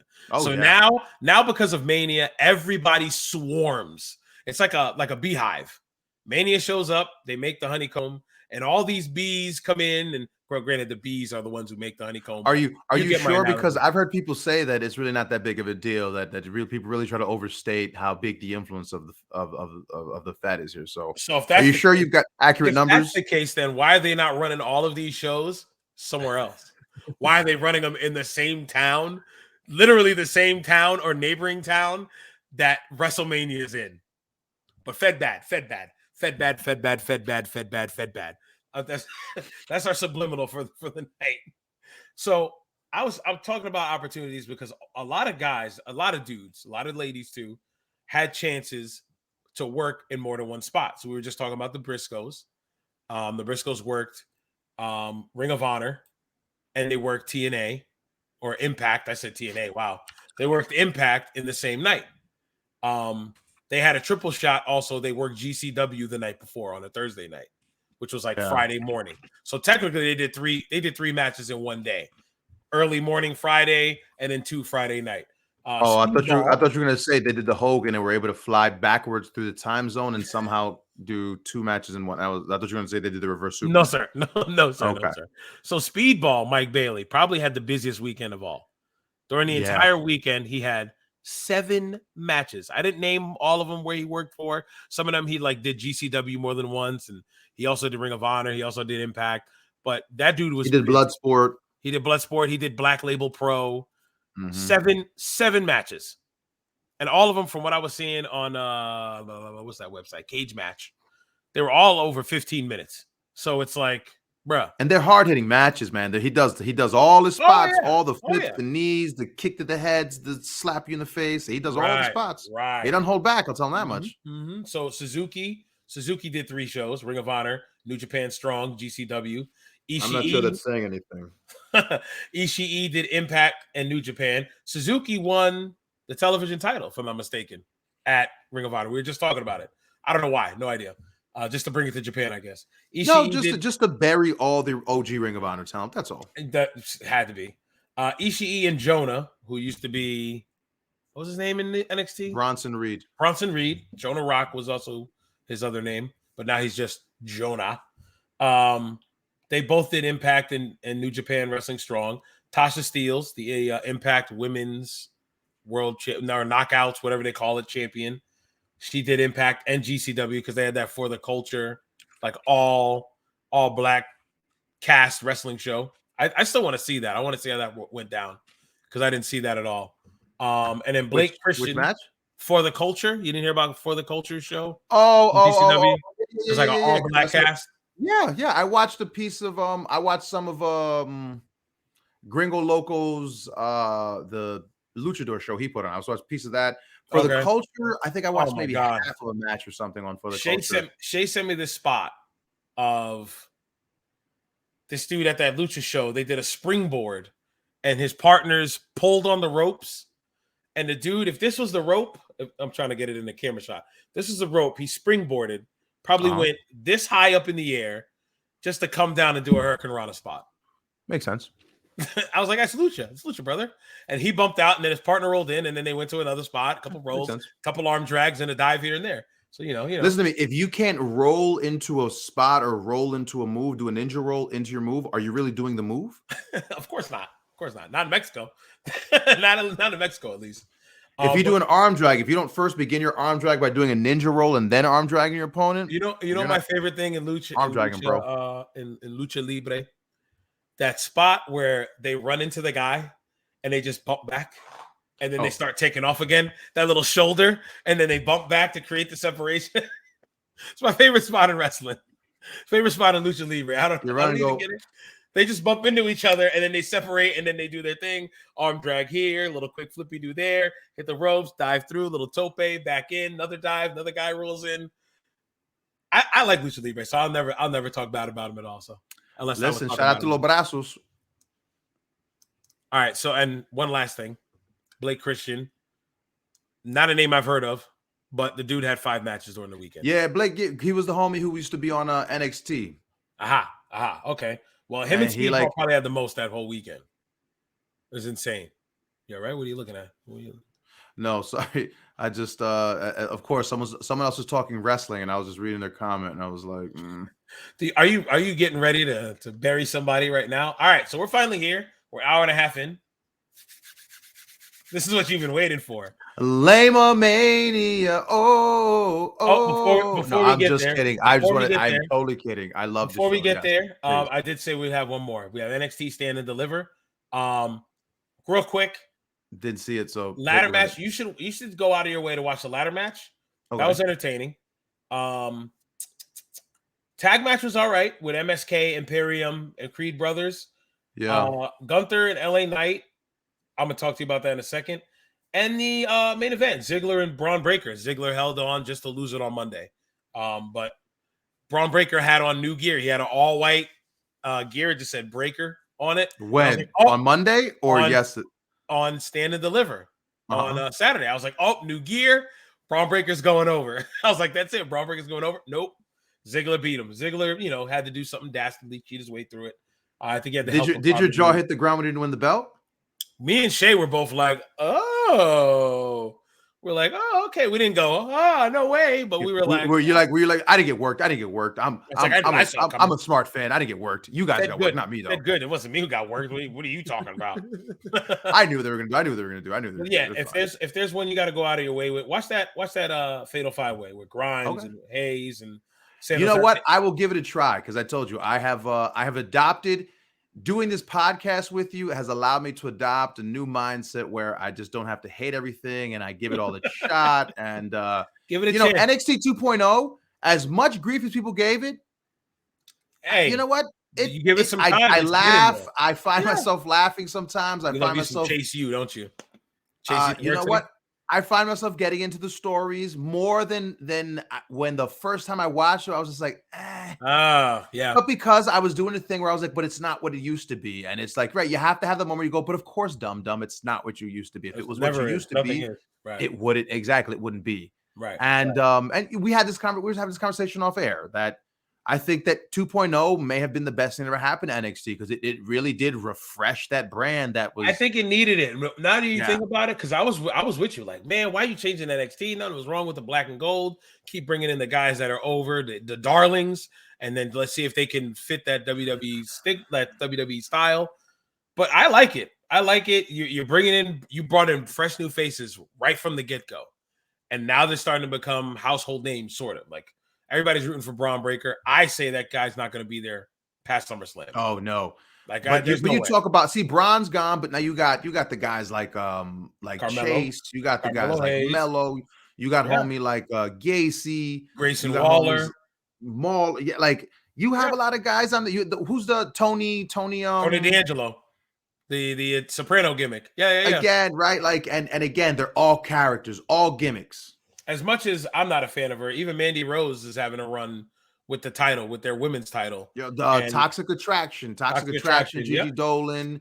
Yeah. And what's her name? Nikita Lyons, homegirl Nikita Lyons. Just randomly, what's the Lash Legend? Have you heard that you heard that she's beating all of Bianca's records down at the PC? Really? Her bench record, her jump record, all her physical, like apparently Bianca was an animal and destroyed him. Apparently Lash has come through and she's just setting all new records. Yeah, they say she's a stud athlete, but again, she might be their next champ that they may try to strap a rocket to her back, but because she got beat yesterday. Them work each other. I think they had them work each other. Lash Legend really? and Nikita, or they had some kind of like interaction, but I'm not sure. But because Nikita Lyons or whatever her name is, she's the getting love on the internet, whatever. Yeah. Shocker. She's getting love on the internet, but Lash Legend, like I said, she's a thick girl. Everybody likes thick women now. Like a thick women. Yes, thick women became a thing. Yeah, thick of course. Thick is in. Thick is in. Yeah.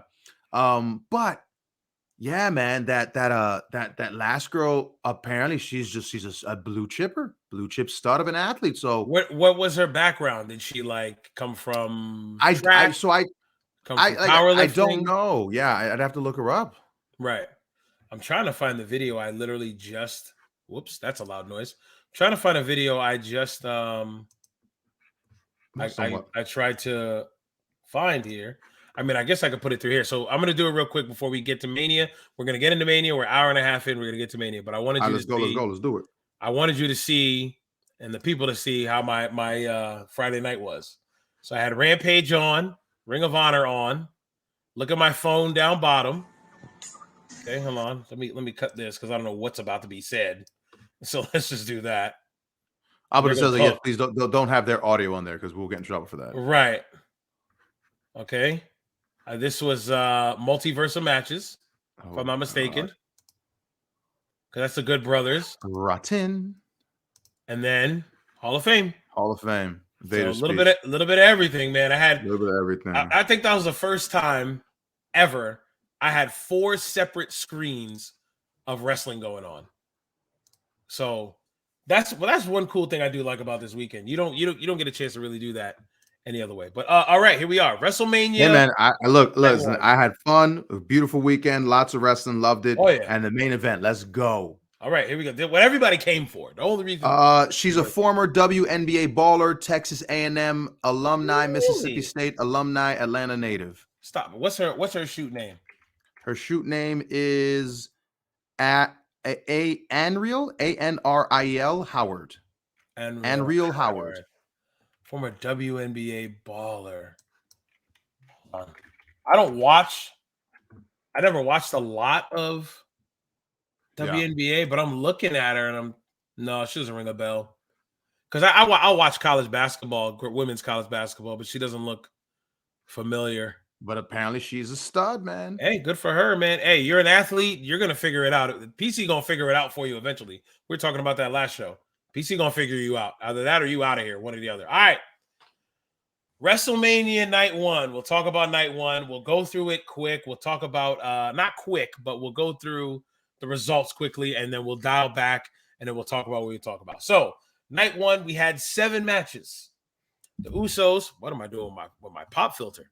What's going on here? The Usos. Come on now. All right, stay with me now.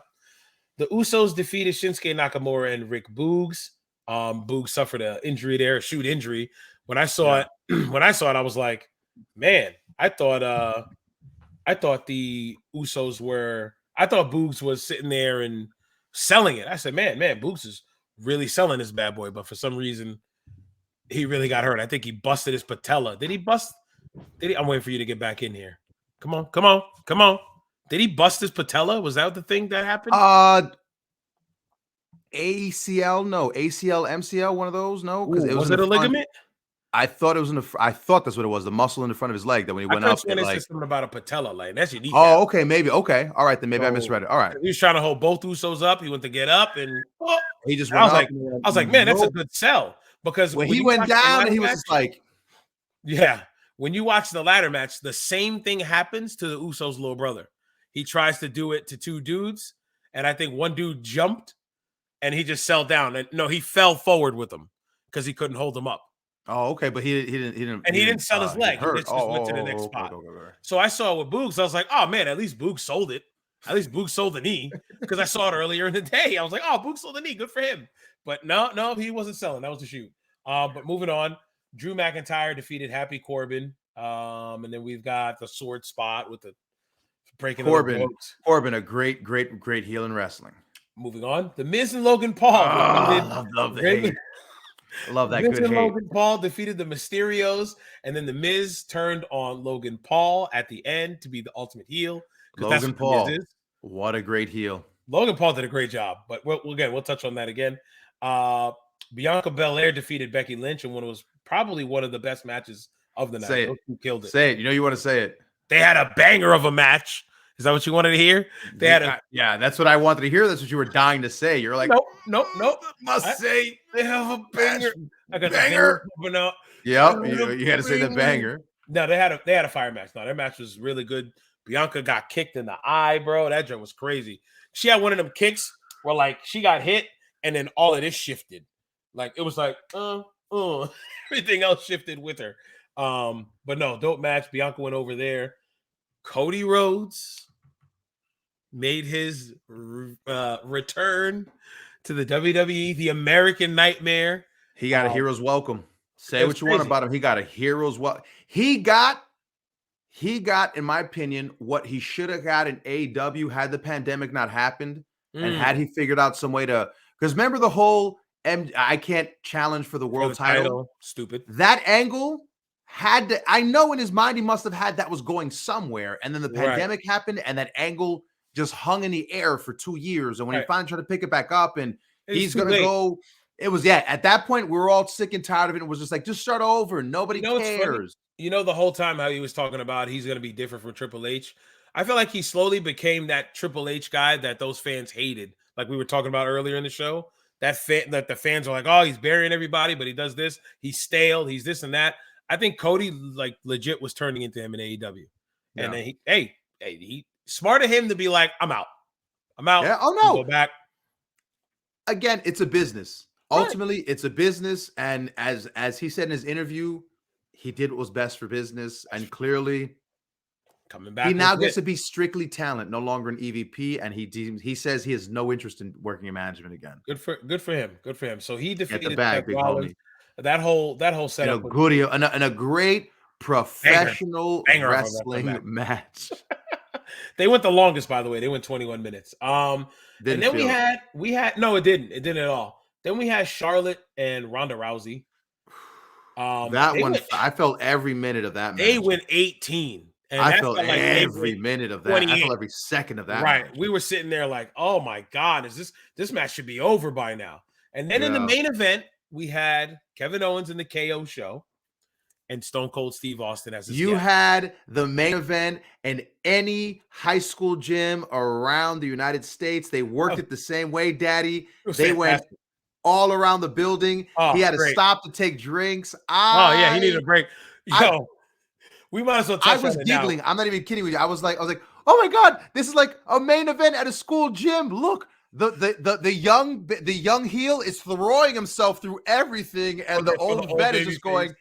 It has his hand on his shoulder. He's like, all right, go. And he's just tapping him, and the guy's going. I literally seen that in person. Now that you mention it. Yeah. They had this after the marathon bombings that happened out here for Boston. Somebody put on a Boston Pro Wrestling Marathon. It was supposed to be 2 nights, 3 shows. Me and Shay were on the matinee show. We worked the squash match. We got squashed, whatever. Doesn't really matter. Just had to let you know I was there, right? Kevin Sullivan was there. And Kevin Sullivan, Kevin Sullivan Devil worked, number 1, Daddy. He worked Brandon Locke. And you know Brandon Locke. Brandon Locke is a good worker. He could bump, do anything for you. This man, if like you're saying, the young heel from the town, just bumping his butt off. Oh, you become a super ball, a super like those little rubber balls you used to buy as a kid, and just bounce. You're going everywhere. This was a Sullivan punch. This was a Sullivan punch. Okay, it was like this. Locke, no, throwing himself all over the place, all over the arena, all over the building. Because I don't remember what building it was. Somewhere in, I can't remember the town. Like a high school gym. If it was not even. It was one of those low ceiling. Oh. I mean, like you had to use the low ring. If I body slammed somebody, their legs were going to kick the ceiling kind of deal. One of those chandeliers in the way kind of buildings. God. Nice building. No, Spencer. Spencer Jewitz. He didn't pay anybody. And they didn't even finish the 3rd show. Kevin Sullivan held him up like, hey, I need my money. That was a shoot in the back. That was a shoot in the back when Kevin Sullivan was like, bro, I need my cash. And then, hey, brother, I need my money. Spencer said to us, well, I'm sorry. We were a last minute addition. We didn't even think we were going to get paid. And Spencer goes, oh, I'm sorry, guys. We didn't make that much money on the matinee show, so I didn't have enough to pay you. Shocker. It was a light house tonight, brother. Oh, you can't pay us in the house. And I was rats. Oh, what a dastardly devil. But he made sure little Guido got paid and Nunzio and Tony Mamalu got paid. But I'm sure they got paid because I'm sure they also weren't coming back. We're going to hold them up for it. Of course. He had Colt Cabana, he had Chris Hero, he had all these guys, but couldn't pay us, couldn't pay a lot of people. By the 2nd show, ran out of money, didn't run the 3rd show. But anyway, forget all that. Just wanted to say Brandon Locke, Kevin Sullivan was definitely Stone Cold. So Kevin Owens. I agree. I love that main event because again, it was I got to watch Stone Cold on his final run, but I felt like you got to see it the right way. A legend who came back and he had a legend match. He didn't try to give us Stone Cold circa 1997. No, they didn't try to give us Stone Cold 99. They didn't try to give us Stone Cold 2000. Was he in 2002? 19 or whatever. Yeah, whatever that last year was of his final run. Yep. He gave us. I'm an indie legend. I got my boots. I got my boots in the truck, kid. I put on my jean shorts. He did a couple of Hindu squats before he walked out. Put a dip in his lip. He was out there. he was on his way. 57 years old. Guy broken neck, bad back, bad knees, out there bumping on the floor. That's what it was. When he took the suplex, I was like, no way. Right. Oh my god. Because he doesn't he has no reason to do that. No reason. The same thing. I'm like, this is because he wants to. Right. And that's why you had to smile, because you're like, this is literally somebody who's like, I want to go out my way, and I'm gonna go out my way. He appreciates the business so much that he's put in the main event, and he wanted to put on a main event match that people wouldn't forget. And he did. He did just that. Him and Kevin Owens. When his music hit, the sound that I would say that's the only thing that might have rivaled Taker's homecoming or Taker's Hall of Fame? WrestleMania moment. Okay. Excuse me, Hall of Fame moment was Austin's glass breaking. Oh my God. Because the terms of just that, the moment it hit that, you just saw people doing the Goku just people were going Super Saiyan all over that crowd. Yo, listen, his pop, he came out and he started going one way, arms raised, people went crazy. Taking his sweet time. He wasn't running nowhere. He was taking a nice little stroll, went on the other side of the ramp, arms up, people going crazy. And he had, when he was sitting, it was funny because he was sitting in the chair, like one of these chairs I got. He's just sitting there. He's listening to Kevin Owens talk. The look on Stone Cold's face, you just knew, like, bro, Stone Cold about to whoop this dude's ass. It's like when you can suspend your disbelief, you were just like, Stone Cold about to kick this man's ass. And I can't wait to see it. Like he just had that look. You talked about Texas, the great state of Texas, all that stuff. And it's like, I'm here to kick your ass. And that's it. and No, I was they here put for on a it. show, I was man. here for it. I had Right. nothing but like I loved every second of what I saw. It was beautiful. The fact they went it made me feel like a fan. Did Austin take the barricade or he took the steps? Right? He took something. Whip reverse. You don't like that? You don't like that? It made me feel like a kid again. I'm sorry. I said that because that's what I didn't even hear you. I didn't even hear you. Every double O, that's everyone's. It makes you feel like a kid again. And I'm always just like, it actually does it. It does make you feel like a kid. It makes you feel like a grown adult. And I happen to like wrestling. I guess that's their way. I think that's their way of saying there's the nostalgia feeling.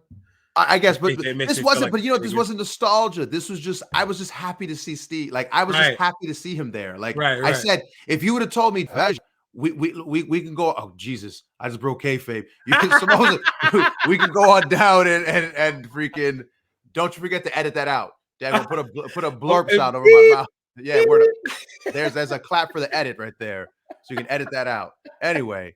But you said if you told me Vern, yeah, if you'd be like Vern, let's go down to the high school. We can go watch local indie legend go work a match. Go work right? Jerry Lawler or Jerry Lawler. Watch matches. Jerry Lawler versus local heel person or personality, whatever. I'd have been let's go. Yo, let's do it. Her heel $15, personality. let's go. I can't believe I just said that heel personality. I've been watching way too many of those press conference things afterwards. Oh, that's how the pressers. That's what they all talk like. They say the heel personalities were wonderful. Oh, they were so entertaining. And it's like your algorithm on YouTube is screwed up. You got to hit some not interested. Oh, mine is. I'm gonna definitely start seeing the Simon Gotch Barry's Enzo Amore videos start coming up really soon. God. Oh Lord! How is that the most universal known YouTube video among all wrestling fans? Simon Gotch versus Enzo Amore. All of us know Simon Gotch Barry's Enzo Amore. Oh my God! But no, seriously though. But it was an exciting match, and anywhere you could have had that match anywhere. What was your favorite part of that Stone Cold match? Honestly, probably him stopping to drink beers in between spots because he was tired and you knew he was blown up. Normally, Austin chugs a beer. It's crack, squeeze, hella foam. Done. Throw them. Squeeze, foam, there was one in particular time he was chugging. The beer was like regurgitating back out because he was sitting there like, and he's sitting there chugging and it's coming back out because he's trying to breathe at the same time. I was like, yo, he's blown up. He was the real MVP when he was like, ga, ga, ga, ga, and it was just like shower. Oh my God, yeah. And you're just like, holy, like I'm like, how does he not squirt it up his nose? Because he's just like, idea. He just goes like sip, Popeye. Squeeze, it's sip, Popeye, squeeze. right? It's boom, Popeye toss, and it's like, yo, listen, Austin's the man, 57 years old, kicking ass, drinking beers, doing what just soaked in beer from head to toe. Again, if you were a fan when you were a kid and you saw his run, if you were just a casual fan and you just happen to know him from the last couple of years of being in pop culture, how could you not be happy? Because again, the guy wasn't supposed to be able to do this. He wasn't supposed to be able to do this. It was just exciting. That in and of itself was all the excitement, right? You got to watch someone do something. We were all told he can never do it again, right? He'll never do it again. Right. You got to watch Michael Jordan throw up another shot. You got to watch Wayne Gretzky hit the ice and skate around one more time. Like, who would say no? Right. Who would say no? Right. Like, come on, man. If you told me right now Jerry Rice was going to go have a catching demonstration, I'd go watch. It's Jerry Rice, for God's sakes. Why would you not want to watch Jerry Rice catch the ball? Right. No, absolutely. That match was phenomenal. I think Steve did it the right way though, because Steve didn't hit a Canadian destroyer. No. Do you understand what I'm saying? That's like PCO right now. PCO does all this wild stuff to remain relevant. And it's like, bro, I feel like you're forcing it, so I can't get behind you. Throwing your body around like that every time you're out there is not appealing. It's like, okay, it's a force. It goes back to the Misawa thing. You start to cringe. After a while, you start to realize Yo, there's actual legit consequences to this. Like, Right. we're I've all Mick young Foley. and we all think like, oh, don't worry about it, Right. dude. Just whack me with the chair. Don't worry about it. Just whack me. But it's like, oh no, there's actually legit consequences for doing this all the time. Right. Like eventually, and again, I don't want to see that. I don't want to think that, our Listen, brothers are killing themselves and daggone, we're all gonna end up eating out of straws later at some point in our lives because we were smashing each other in the head with chairs and figured gotta be hardcore, brother, and right. and silliness like that. Like, I was just gonna mention Foley, and I wasn't like a big bumper. I'm not the one that threw myself all over the place. But if I needed to do a crazy bump for a match, if it makes sense, I'll do it. Like we were at a soccer field and I did a fall away slam on a grass portion for it. Not a bump you really should normally be taking, but whatever. I caught a reality check. We did a show with Mick Foley. He was just there to be the talker for the show, like a host. And he asked me where catering was, and I pointed to him where it was, where you can get some sandwiches or whatever. It took him about 30 seconds to get out of his chair. It was just one of these, like, if I could back up a little bit, let me back up a taste. oh, like he He had to didn't like want to eat wind it. himself He up. was like pushing and pushing, and you heard that pop from my chair. That was like his bones. He's just pushing and pushing. And Mick's a big guy. Mick's 6'6". I had to look up to Mick when I saw him for the first time. I was like, wow, he's bigger than I thought he was. Yeah. Slowly, and that's all the wear and tear he's done to his body. Who wants to be that old and not being able to move? PCO is going down that line. Yeah. He's going to be going down that line. But And again, I don't know to what return though. That's the thing that I guess, like, you look at a guy like that, like, to what end? It goes back to the indie conversation, the whole NXT thing. Like, at what point did the indie bubble? Was it just finally like, okay, guys, we can't, it's oversaturated. We can't do this anymore. right. The It's super like, okay, indie fed, the throw yourself off the balcony, 16 Canadian Destroyer thing. Like, at don't some sell point, like, everything and just go. like go, go. that pop. But that's what I'm saying. Like, PCO came in at the tail end of that, and where he still throws his body around and throws his body in the line, It's and cringe. it's nuts to watch. It's cringe though. It's so cringe. And that's just it. At some point, man, like, we became old men where, like, I can't watch it. It's like death matches. I have death matches. I have tons of death match stuff, so I can't be a hypocrite and say I don't like it. But it makes it difficult for me to watch it when I'm like, Right. man, that kid is Because putting his body through some stuff, man. it's funny Like, because people say, "Oh, this stuff's fake. It's predetermined." That genre is probably the realest you can get. That death match, yeah, hardcore. You can't pull anything at all. There's nothing you're pulling. The things you're landing on, if they're not, so let's say barbed wire. Most guys in those type of style matches, they're not gimmicking the barbed wire. correct. Or they're They're using razor wire. God forbid they got Right. razor wire out Which there, is worse so than they can barbed wire. afford. Right. Exactly. And it's gonna cut you legit. And it's like watching these guys in these death matches with their bloody backs and stuff like that. That don't do nothing for me. I'm cool on that. That's Again, garbage. I get it. And there is a segment of the audience that loves it. that, like, Loves it.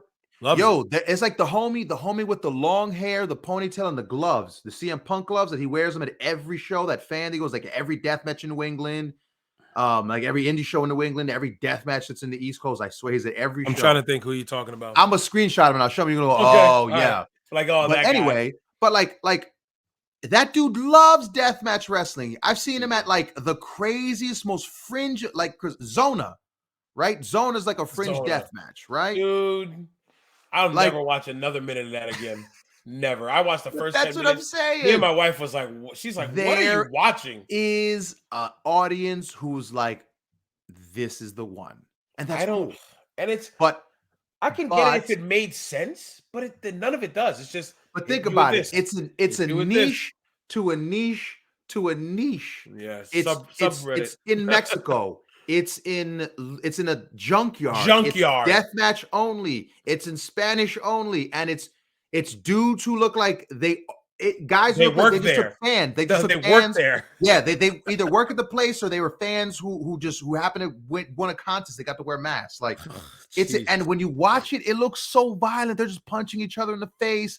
They're just freaking elbowing each other. And again, I get the stiff stuff, but I'm like, I don't want to watch guys just elbow each other freely, willy-nilly in their cheeks and their faces because we're working. Like, No, I don't know no, if it's you're not. working, man. You're not Y'all are just working. hurting each other. You're not working. You're doing the complete opposite. Right. You're just hurting each other. All right. So let's talk about, we talked about Stone Cold, Kevin Owens. Fantastic match. Absolute banger. Word of the day. Bianca Bianca and Becky. and Becky. Look, I all think I gotta that's say is the next best match on that yes, card. like On night one. the only reason Stone Cold ekes them out is because again, the star that Stone Cold is. Yeah. Yeah. Nobody on that card is a star Stone Cold was. If that match is not on that card, Bianca and Becky are the main event. Oh, yes. I thought at first it was going to be Charlotte and Ronda just because of the name. Charlotte and Ronda. Imagine they ended that night with Charlotte and Ronda. Ooh, listen, if that would have happened, Vince would have been like, change of plans. Someone hit the ring and do a run-in because we could not have ended the night like that. That match. Because when Ronda got up right after the finish and she got up and skipped out with a smile on her face. Dude. The story was bad. Ronda couldn't carry the story as a babyface. I think they wanted her to be white meat. You probably didn't see her promos, but this was a Ronda. All Rousey I kept seeing was this.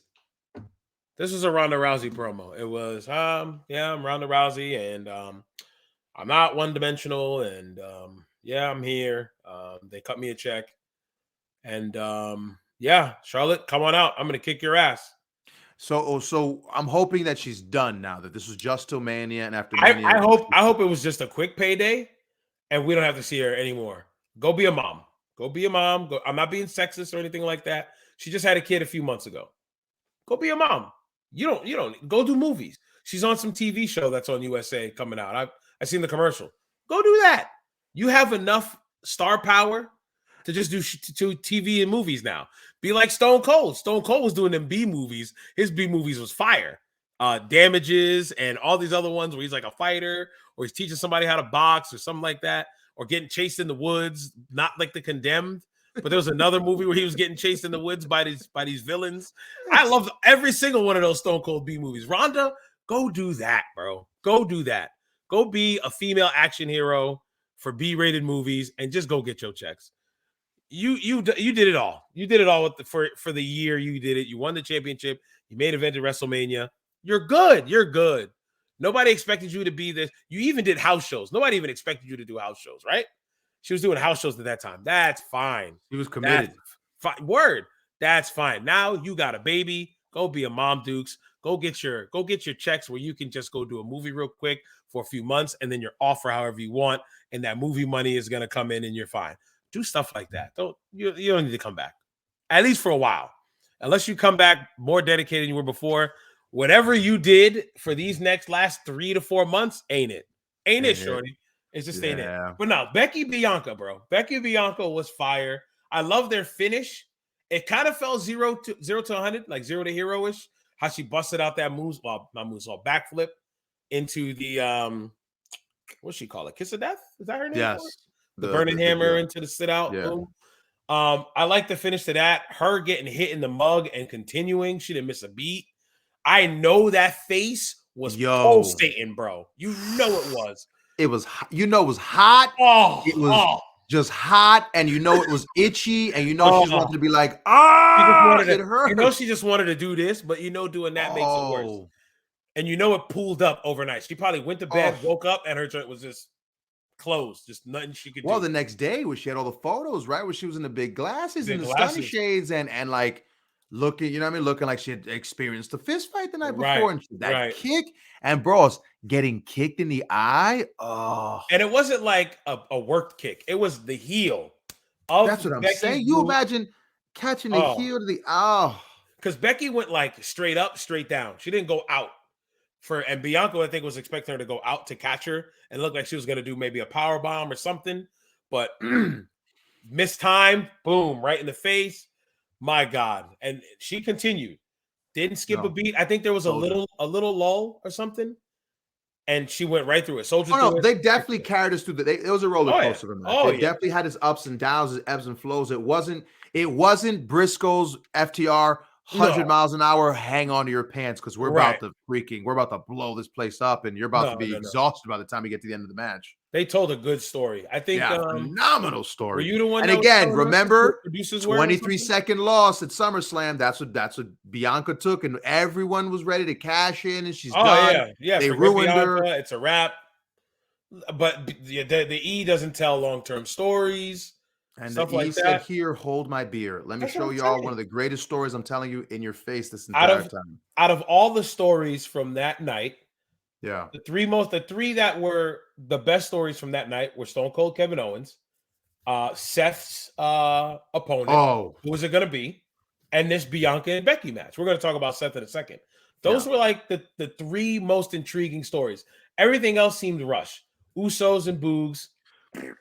But Boogs again, were that not it was a good. reason that guy got hurt, and Nakamura Right. tried to work it one-on-one by himself, He but can't. He you couldn't. could tell it was just like, we would just go to the finish, please. Why are we still Right. going on Just with this go match? home. Just go to the Yeah, finish. because they only went 7 minutes. Yeah, like So we're they had gonna more get the same time. amount of money where they go 7 or 5. So let's go home. Right. And Drew and Happy Corbin, they've been interacting with each other since like the Listen, Rumble.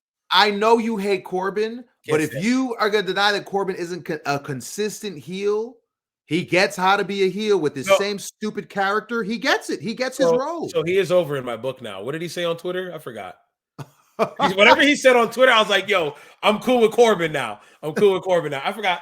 He was talking When about someone Meltzer. said He was talking about Meltzer. something about Meltzer, and Meltzer was commenting about his match, about it was trash, and he was just, and he made it basically, he was like, how do these guys charge people money for their lies, but they all live in the basement still? He goes, y'all live in basements still, but y'all charge people And I for was this like, information. okay, Corbin, you're cool with me, bro. You're cool with me. Yo, So, yeah. Corbin's been hating Smarks from the beginning. Corbin's been like, bro, it's a business. Like, this is a business, and I'm going to treat it like a business. I'm not going to get into the work rate conversations, etc., Right. because No, I'm I'll tell you making what. money. The And dude's Corbin is a a worker. hell of a heel, He's a man. worker. He's a worker. And he I can think he's a work. He's natural- gotten better. I He's think not he's a natural born wrestler, here. but he's gotten better and better, and he's consistent. I don't think you can say he's not consistent. He doesn't hurt nobody. He puts on, he knows his role, and he plays it well. Right. I feel like he's gonna be a dude like Kane, who's just gonna be there for longevity wise. I feel like Corbin, because Corbin is their guy. They bred him from the I feel PT. like Corbin is one, like, I feel like he can get that next level. He's not, he was there. They tried to force it with when he was the Wolf King or something, or he had the big pelt. That and he had a crown or whatever. when he used to have this receding hairline, crazy, and the long hair. Yeah, before he went broke boy bald. Corbin.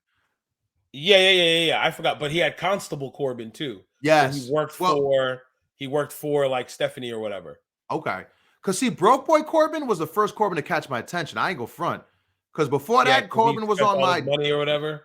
Yeah, it was I want nothing. But when he was on his Broke Boy and he was coming out looking disheveled, looking like you after you hadn't shaved for like 2-4 weeks, and you'd be on that like, yo, you think I should? And you'd have patches of hair, and you'd be like, what do you think? You're all patchy. What the hell do you mean? Should you? Right. Facts. No, but listen, that was the best Corbin because you know why? Here's a shocker.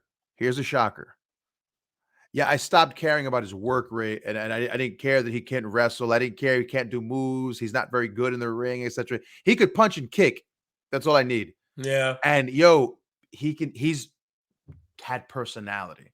All of a sudden, there's a depth of character to this man that there was none before. I think because of what I saw in NXT, I just wrote him off. Baron Corbin, I wrote him off. I didn't like the Baron Corbin, so anything else he did, I was just like, whatever. But I can see now. Now that match, I feel like that match was a TV match. Yeah. Put that match on one of the 3 hours. It wasn't bad. It wasn't a bad match. No, it wasn't terrible, but it was a match you could get behind anywhere. Yeah. Right. They could have thrown it on Raw. You know what they could have put? They could have changed that out and put Ricochet on with the other Los Lotharios, and it would have been the same thing. Listen to this guy. No, I'm just saying it would have been the same thing. I just used them because I think that was like one of the only 2 matches from Friday night. That was one of the arguments that many in a certain subreddit were very upset about. Seriously, why were they on there? See, they should have been on there. I was just switching them because that's what I mean by it being a TV match. Well, no, a real worker like Ricochet deserves to have been on with his outstanding work rate. But no, what I'm saying is they could have switched those 2 matches and it wouldn't have been a difference. They just would have had an extra title match. You know what I mean? But I get why, because Drew's a name for them, because Drew was their former champion. Corbin hasn't been out of a story Jesus, for He's always doing he's something. always That's what I'm something saying. right, He's right. always He's always doing doing something. something. They It's tough always to have something for him. deny. It's tough to deny. Like, again, he annoys you. Okay, good. He's doing his job. That's the point. That's the point. I just never got behind him from the beginning. Yeah. Maybe I I'll look guess at him it's with like you said, like my Triple H, where I'm like, I get why Triple H is the guy. I understand it, but I just personally never got behind him in a way that connected with me. But I can't deny the fact that it's Triple H. He's a thing. I'm not comparing Corbin to Triple H. No. What I'm just saying is that in the sense that, like, I think Corbin's a guy that you can miss and you can just be like, he's the worst. But yeah, I can't say he sucks. He's whack. What he does. Correct. I don't think I could say that about people now. There's some dudes I do say that.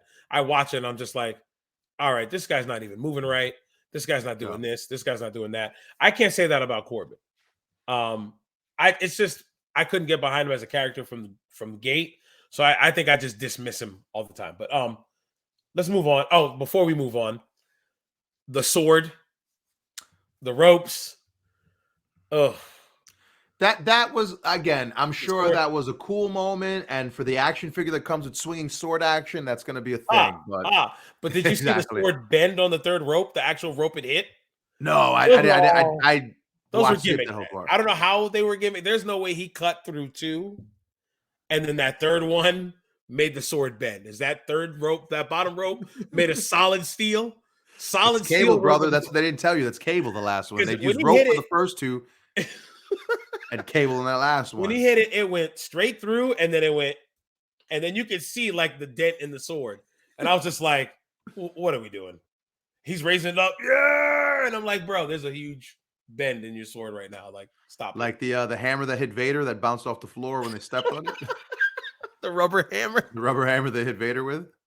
Right. All right, let's talk Cody and Seth. Let's talk Cody and Seth. It was a phenomenal. Cody Rhodes, and as much as Cody annoys me, as much as his promos, his pretension, and all that stuff. Dashing Cody Rhodes? He gets pro wrestling. And he knows how to put together a match. And him and Seth, banger, they did not disappoint. Banger. The basement was on fire. Oh with my all God. the guys in black t-shirts who were furiously at their keyboards, letting the world know that he's a daggone traitor. Him, he's the worst. I'm burning my Cody shirt. The hate was real, man. It was like people when LeBron, were really pissed off. It was like off. when LeBron went to Miami, bro. Yes, and people were like, "Yo, Bron, you leaving us? I'm gonna light this jersey on fire." Burning your Cavs jersey. That's exactly what it was like. But like, I don't know. Him coming back, I'm not even gonna address that part of the fanhood of Cody or professional wrestling, how they treated it. The return, I like how Seth came out. I love this Seth Rollins character. He reminds me of the Joker. I always say that. It reminds me of the Joker. It's funny. A lot of people get annoyed by him. I find it interesting that you like him. I like that character. I like that Seth hasn't given you the same Seth for a long time. Seth has been evolving every time you see him. Interesting. Because, I mean, when he was the Beast Slayer at some point, when he was going up against Brock, totally different, almost the same music, but there's a slight difference to it, even with the music. This character now, he was doing the Drip God thing for a while. Then it evolved to this Seth, who I feel like he's going mad. He's slowly going mad, which is why he finds everything funny. He's laughing. He's a heel to the core, but he finds everything hilarious. And I'm like, bro, this reminds me like the Joker. Because the Joker finds anything funny and laugh at anything. The Joaquin Phoenix Joker we're talking about. Correct. The Joaquin Phoenix. Joaquin. Joe Kim Noah. That's a basketball player. Shout out to the guy Joe Kim Noah. Big up to Harlem World. Yo, how's Joe Kim Noah doing these days? Well, he ain't playing and he ain't hooping no more. I think he's retired. That's how old we are. Oh, he doing NFTs now? Probably. Blockchain. Crypto. He's doing crypto. Cryptocurrency. Side note: have you seen those crypto wallets that look like flash drives? Yes. I watched 2 music videos. They product placed it in the music video. I was like, what is this? Legend? Typed it up. Oh, a ledger? Yeah, electronic ledger. Yeah. Ledger.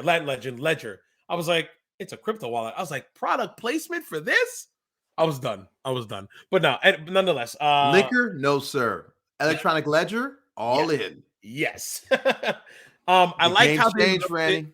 Yeah, facts. Big facts. We're getting old, brother. We're getting old. You don't need to carry cash no more. So Cody's return, I like how they milked it. They had you guessing. I've seen videos on TikTok, on Instagram, not on Facebook, but Twitter, of people in the crowd like, oh my God, who's it gonna be? There was a guy who was singing his song. I don't know the words, but nah, nah, nah, nah, nah, nah. He was singing There's that. adrenaline in my soul. I don't know the words. What? I don't know the words. I don't know the words. I don't know the words. Stop. Thank you. That's all I need to know. But I do like the song though. But I don't know the words for it. Like no. I'm sorry. I'm sorry if you know the words. I can't. There are think people of yelling at you right now who are screaming the words, they're What belting the the words of hell? the song. Right. They're singing along. At their How top do of their you not lungs. know the words? To throwing tomatoes at me right now. But no, I like how he came out everything the same as when he left television on TBS and TNT. The presentation was very similar. Yeah. I mean, except WWE graphics don't chill. The graphics department stepped it up to throwing his neck tattoo on the screen for all of us to see. I mean, if you haven't gotten enough of it when he put it on there to begin with on his job, all I wish he had, to be honest, all I wish he had was the Homelander tail. Like the big I kind of cape. wish he would have wore the perfect. cape. I feel like the Mania. cape would have been the drip he was needing. Was the Oh cape. my God, perfect for Mania. Have a bunch of but I feel like the cape would have got lit on fire though, because they definitely had way too much pyro and stuff going on out there. They would have lit that cape on fire. I thought it was lit. Their match, we don't even have to talk about it. It was just amazing. I got to go back and watch it again, but the match was amazing. It was a banger. Yo, listen, we're the only wrestling podcast, y'all. We just like to tell you what we thought about it, etc., how we felt about it. But we're gonna give you move for move. No. You can listen to somebody else to get technical and tell you what come on, brother, like, and all that. I can't even remember half the stuff I do in my own matches. Or how am I gonna try and remember what happened? I know what I sat and watched it here. I sat it, and this was my angle. Watch it here, listening to you guys. Oh, you watch it like a pro wrestler. You watch it crooked, sideways like that. You watch TV diagonally. I'm watching my big television. That's why. But no, I sat there and watched it with you guys, and we were all in awe of what we were watching. It was a fantastic match. Listen, and that's the thing I've come to learn is that as much as I want to sit at my house, right, and be like, this is terrible. I hate this match, bro. We're gonna talk about that when you watch that live crowd. Right. And that live crowd is losing their mind. Right. You just start to realize you're just an old man yelling at clouds at that point, because that live crowd is losing their absolute mind. That's what they're there for. They're there to entertain the crowd. All that matters. I train dudes. I told you this. We've talked about this before. I train wrestlers. I got this one guy who's so worried about the moves he does in the ring. He's been training for about 2.5 years, 3 years. And he's just starting to get out now because, the pandemic stopped him from going out there. So he wants to hit this certain move. He does like the Jericho, the old school Jericho Bulldog before Jericho used to hit his lion salt. Oh, so Lord, the one where he holds the back of your head and he runs and just lays out. That's it. That's his thing. That's his thing, right? So I'm just like, where he'll do practice matches, and I'm like, why'd you do that there? And he'll go, oh, well, I thought blah, blah, blah, blah, blah. I'm like, bro, you didn't even have to do that move. I was like, well, you should worry about connecting to the imaginary people that's out there for this match. Because that's what matters. He's like, oh, so do you think I should have done it here? I was like, it doesn't matter. I don't care where you do it. You're missing the point. Right. Just connect, because that's what the people want. Nobody's going to remember every single move you did unless you're what culture journalist and you're writing down every move for move. Because they do that when they report their stuff. They sit there and they go, I was like, my man Frank is calling out what culture too? I was like, geez, I'm not burying everybody. No. I'm not burying them. That's how they do their stuff. I was watching Raw after WrestleMania recap, and he was sitting there and he said this move. And I'm like, I mean, that's cool, but who cares? I don't care about the moves. I want the connection, the story, why they did every one of those things. I don't care when they hit it, I do care when they hit it because it's got to make sense. But I want to know why they did it. You feel what I'm saying? But sure. I don't know. But no, match was fire. It was an absolute banger. I think Miz and Logan Paul, fantastic heel. Which I said a few weeks ago. I said, yo, this kid's a real heel. He gets how to get people. They understand how to get under your skin in a way that you're just like, I'm gonna jump the guardrail and kick the absolute dog crap out of these Absolutely. dudes. So Jake, his little brother, is a bigger heel than he is. Oh, is He's it? the Okay. he's the boxer. He's the one that's undefeated, who's beating up dudes who have no business boxing anyway. But he says he's the best boxer alive. I'm gonna win boxer of the year, stuff like that. But he fights nobody. He's a bigger heel. He was actually on the pre-show. I don't know if you didn't see it that night. He was on the pre-show and they were booing him to hell. And he was hamming it up, getting them to get even louder. When Logan beats the crap out of Rey Mysterio, I'm gonna see who's talking then. Something like that. I was like, okay, being a little heel, talking your talk. So they're natural heels. They understand it. Yeah. They understand it. Logan, great job. He hit the little shimmy. He did the Three Amigos, hit the frog splash. It's like, okay. And the crowd was hating it. Because they're in Texas. Right? They're in Texas. He's a Tejano? Yeah, Tejanos, right? So, there was a bunch of them there that migrated up to Dallas to do their thing. Because what's closer? Houston? Closest southern tip? San Antonio. That's like the major city down near southern Texas. Somebody correct me if I'm wrong, but I doubt they will. But yeah, so he did all that stuff because, and he's doing it to Ray and Dominic, who are close with Eddie. That's heat. So they did a fantastic job. And then what did you think about Miz turning at the end? Why not? Hey man, it was, you know what? Jake Paul's not gonna daggone, or Logan Paul. With Jake Paul, Logan. All right, Logan Paul is not gonna be in the WWE. He's not gonna be there forever. This was a one-shot deal. The story's over. Okay, Miz needs that rub, daddy. He got his rub and kept it moving. Boom. Now, do you think they bring Logan back for something else? I feel like no. No, I think that's a one-off, and you got that interaction. Miz gets the rub.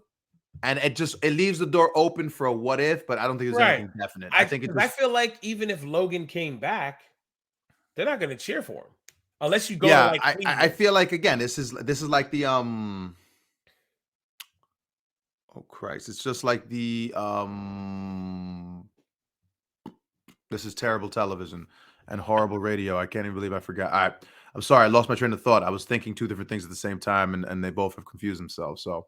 Moving on. Can we go to night 2? I think, like I said, we covered the good ones. Stone Cold, Cody, Bianca, Miz. And look, go back and watch Mania. Mania was a fun show. Absolutely. Overall, Mania was a fun show. I know I joke, I called it Lamia, whatever, because a lot of wrestling, quote unquote media wants to spin this narrative. It was a boring show, etc. And again, as a if I keep saying again, that's so annoying. I gotta stop doing it. Anyway, as a fan and as someone who is critical of so much, I shut my brain off at some points and I just had some popcorn. I stopped trying to pretend that I was eating brown rice and chicken the whole time. At some point, all right, let me just get some popcorn. We're about to talk about that now. So when we were done with night 1, we were like, bro, that was one of the best nights of WrestleMania I've ever seen. We were all saying that. I was like, like, man, what are they? And we were like, man, I don't know what they're really going to do night 2. Follow this up? Because they got Stone Cold. What are they gonna do night 2? Like, there's no way. We were looking at the card and we're like, you got Roman. We wanted to see Pat McAfee, Austin Theory, and AJ Styles, and that was pretty much it. And the RK Bro tag match. So those 4 matches out of the 8, because these guys got cut, Sheamus and the New Day and them, they got cut for Sunday. So that match they got brought Butch. And Butch, so the pit bull, that dude's always a big Butch.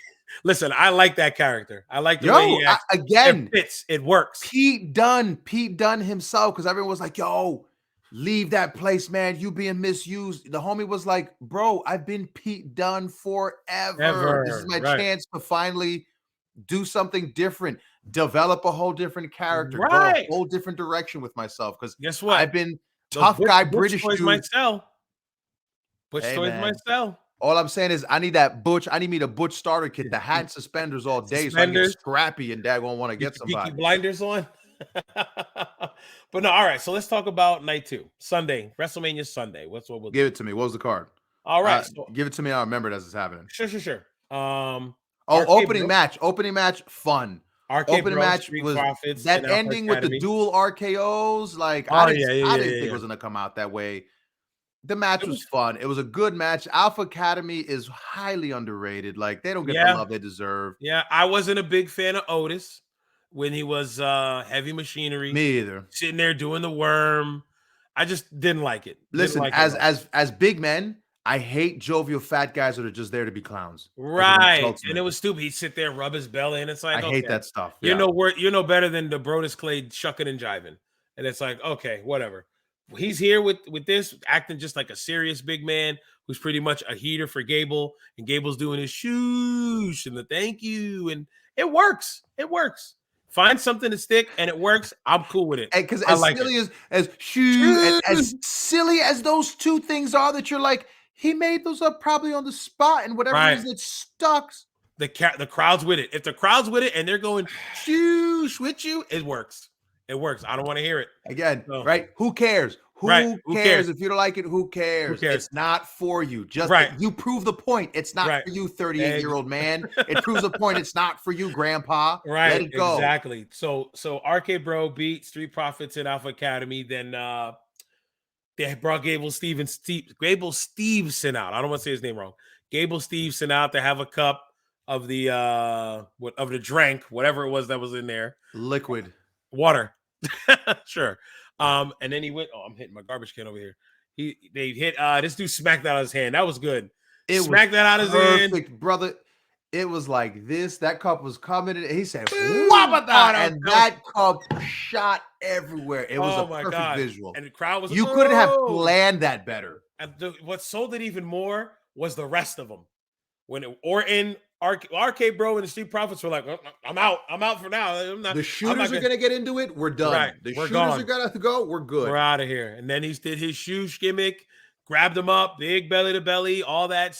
Steveson, a smaller guy than I thought, like short, like height. Yeah, I didn't. But I don't think it's going to matter if they try him. All I'm saying is that's a shooter. Right. That's a shooter. Because he's wide. He's a wide boy. Exactly. He's a wide boy. And Scott Steiner wasn't tall. Scott Steiner was probably about 6 feet tall. And you believed every throw Scott Steiner did, you believed. Every suplex, anything that Scott Steiner did, you believed. Oh, because if you didn't have to believe in it, he was going to make you believe in it. Right. If you believe in it. When he dumped you on your head, and he was just like, okay, dumb, go with it or don't. Like, right. And I'm gonna make you move.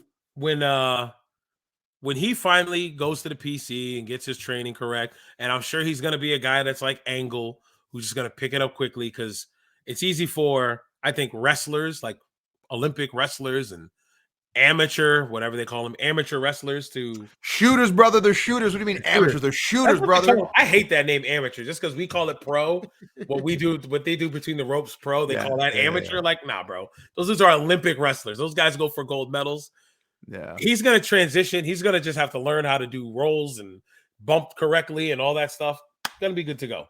So shout out to them. That was a good match. Yeah, that was Bobby Lashley beat Omos. It is what it is. Again, this like no one got hurt. Go ahead. No one. I'm saying no one got hurt, and I think that Bobby looked good. And a lot of people were upset about this and about it killed Omos, but I'm like, it gave Omos his loss on WrestleMania. Was almost going to be undefeated for 20 years? No, we didn't want an undefeated giant. Like, he had to take a loss. Nobody asked for that. Yeah, and again, oh gosh darn, I got to stop saying again. What all of a sudden? Why do I keep saying again? I'm like, and again, and again, and again. Go ahead. Did you lose your train of thought again? No, but it's it's a guy who really, I didn't expect almost to have a quote unquote banger. I thought Lashley got the best he could. It went 6.5. It was an old school think about Hogan versus a big bad giant match. Hey man, that's what it was like. That's what I got. I thought it was the best they were going to give us, and it wasn't that bad. Again, it could have been a lot worse. It could have been a train wreck. It could have been that match you're just thinking, by the time it gets to the end, you're ready to just jump off the house because you're just ready for it to be over. We were watching on Sunday. We were like, this match should go no more, because Shay was like, how long do you think this match is going to go? Yeah. We're like, it should go no more than 6 to 8 minutes. Yeah. They went 6:35. So it's like, okay, you hit the spot. You didn't go any further than you need to. It didn't get drawn out. Yeah, I didn't get lost out there. Omos is still greener than goose poop. I'm trying to be somewhat clean. Greener than the grass outside. He's green. But hey, he got to work at Mania against a guy like Bobby Lashley.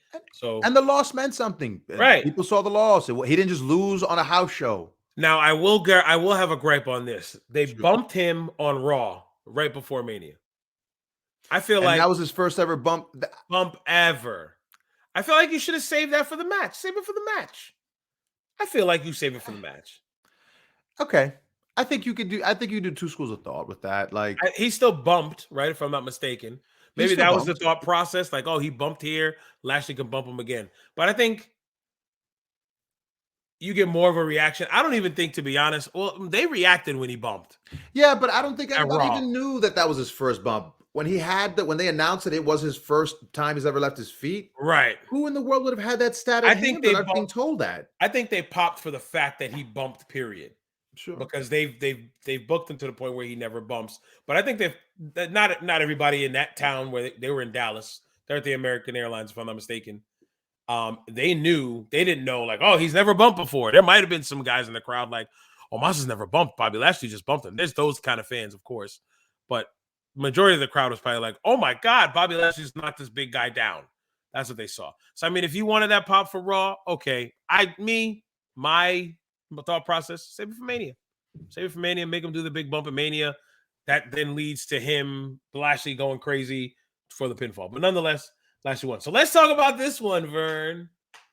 Johnny Knoxville defeats Sami Zayn in an anything goes match.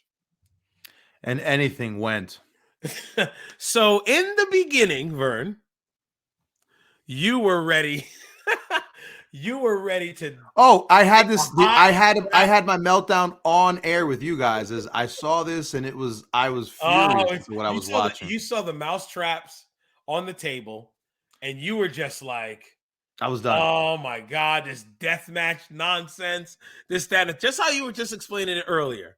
You were all set. And I was like, Vern, deathmatch? I was like, just watch. Just watch. This is not going to be a death match. Nobody's going to bleed here. This is just supposed to be funny. Funny. I said they're probably going to bring out the hand. They brought the hand out because it was a jackass wrestling match. That's what they should have called it, but they couldn't because they're PG. They don't want to call anything with a curse word in it. You're not going to be able to sell jackass wrestling match. But that's what that was. You won't be able to sell that at Walmart. That won't be on the poster at Walmart. You can't make a toy out of that. Oh, jackass match toy. You can't do that. No. You can then sell the hand with Johnny Knoxville. You can say the big mouse trap that slammed down. Well, didn't slam down. It was he pulled the string and just the string came off.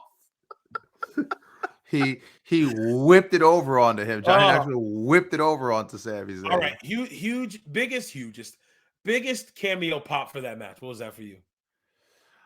It's a tie between Party Boy because when Party Boy came out, obviously I lost my mind because I was like, "What's Party Boy?" Which again, right, showing our age. Yeah, exactly, right. That I think it's funny that a grown man was just out there doing this, wearing his. That was our humor when we were kids. We were teenagers, man. That was our humor. So that and of course, and the Wee Man hitting that body slam. That Wee Man body slam. I like everyone else was just like because he picked him up and he held him for a good couple of seconds and then he slammed. Like he didn't have to do that, but he did it anyway. It was funny. If this was the ground, Sami Zayn was like this much off the ground, but he posted and he stayed up there for him. And I'm like, man, listen, Sami Zayn was put in a spot. I feel like, and it's funny because Kevin Owens and Sami Zayn, they're like buddy, they're best of friends.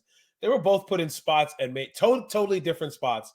And they were put in spots that a lot of fans would have a very hardcore segment of fans would have told you this is disrespectful. They've been wasted. They should quit. Right. They should protest. They should get off. But and again, I might have been one of them. Mm-hmm. But as you said, when we were watching that show, and there's something to be said about watching wrestling by yourself. As weird as that is, when you watch wrestling by yourself, it's amazing, right? You just become an echo chamber. You just become, oh, this match sucks. Yeah, this match sucks. Yeah, this match is terrible. What is this nonsense? Because no one else is there to just tell you, like you guys did for me when I was like, oh God, it's a table with it's a death match. Just to say, hey man, just give it a second. Just watch. It looks like a death match, Right. but it's not a death match. I It know was why highly I entertaining. understand why you think that way, but Right. just trust me. And that helped me. For at least for me, it was like, okay, All right. I'll give it a I think moment. you left and got a drink for a second, then you came back and you're like, all right.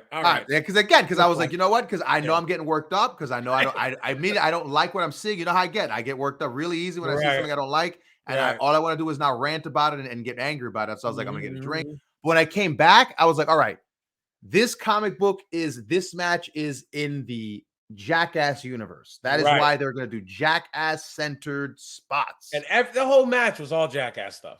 And it was it's like, bowling ball to the nuts, the Right. boot to the boot the kicking crank boot, gimmick. right. Yeah, like of course it was all gaga, ha funny stuff, and Did that's anyone get hit with a all- chair? There was no chair spots, right? Nope, didn't need it. Didn't need a table spot. We didn't Oh, need no, the there break wasn't a first. table They had spot, the table no. spot with the mouse traps, but it got jackassed, for lack of better words. Yeah. Everything was jackass. The hand smacking Sami Zayn as he's trying to run away, taking a body slam from Wee Man, getting all that with Party Boy, snuffing him in the face to knock him down. It's like, bro, fantastic. Sami Zayn, Yeah. 15 and a half stars. Actually, and well, I mean, again, that crowd was hot. Yep. That crowd was crazy. Yep. I could not sit there and be like, boo-hoo, this isn't Boo. wrassling, because that You crowd was would have been this guy in the crowd. You would have been like this. That guy just sitting there. angry Miz fan. I'd have just been sitting Yeah. there. Right. And it's like, why? While everyone Why are you else is having fun, and I'm the only person in the crowd with a sour look on my face because mad? they didn't appeal to my narrow-minded view and or my rather limited view of what I believe to be the business. So as much as that, I feel like that match was what it was supposed to be. Comedy spot. It was the comic relief of the weekend. That was the comic relief. And it made Sami Zayn come off like a star. Right. Like a star. A huge deal that he was in an angle with Johnny Knoxville, and the entire cast of Jackass was involved in it. Right. And shout out to the homie who did who sea walked across the stage like it was the Up in Smoke tour. Dark Shark from Loiter Squad. Dark Shark legit. He sea walked like it was the Up in Smoke tour. Remember the tape, the VHS was C Murder.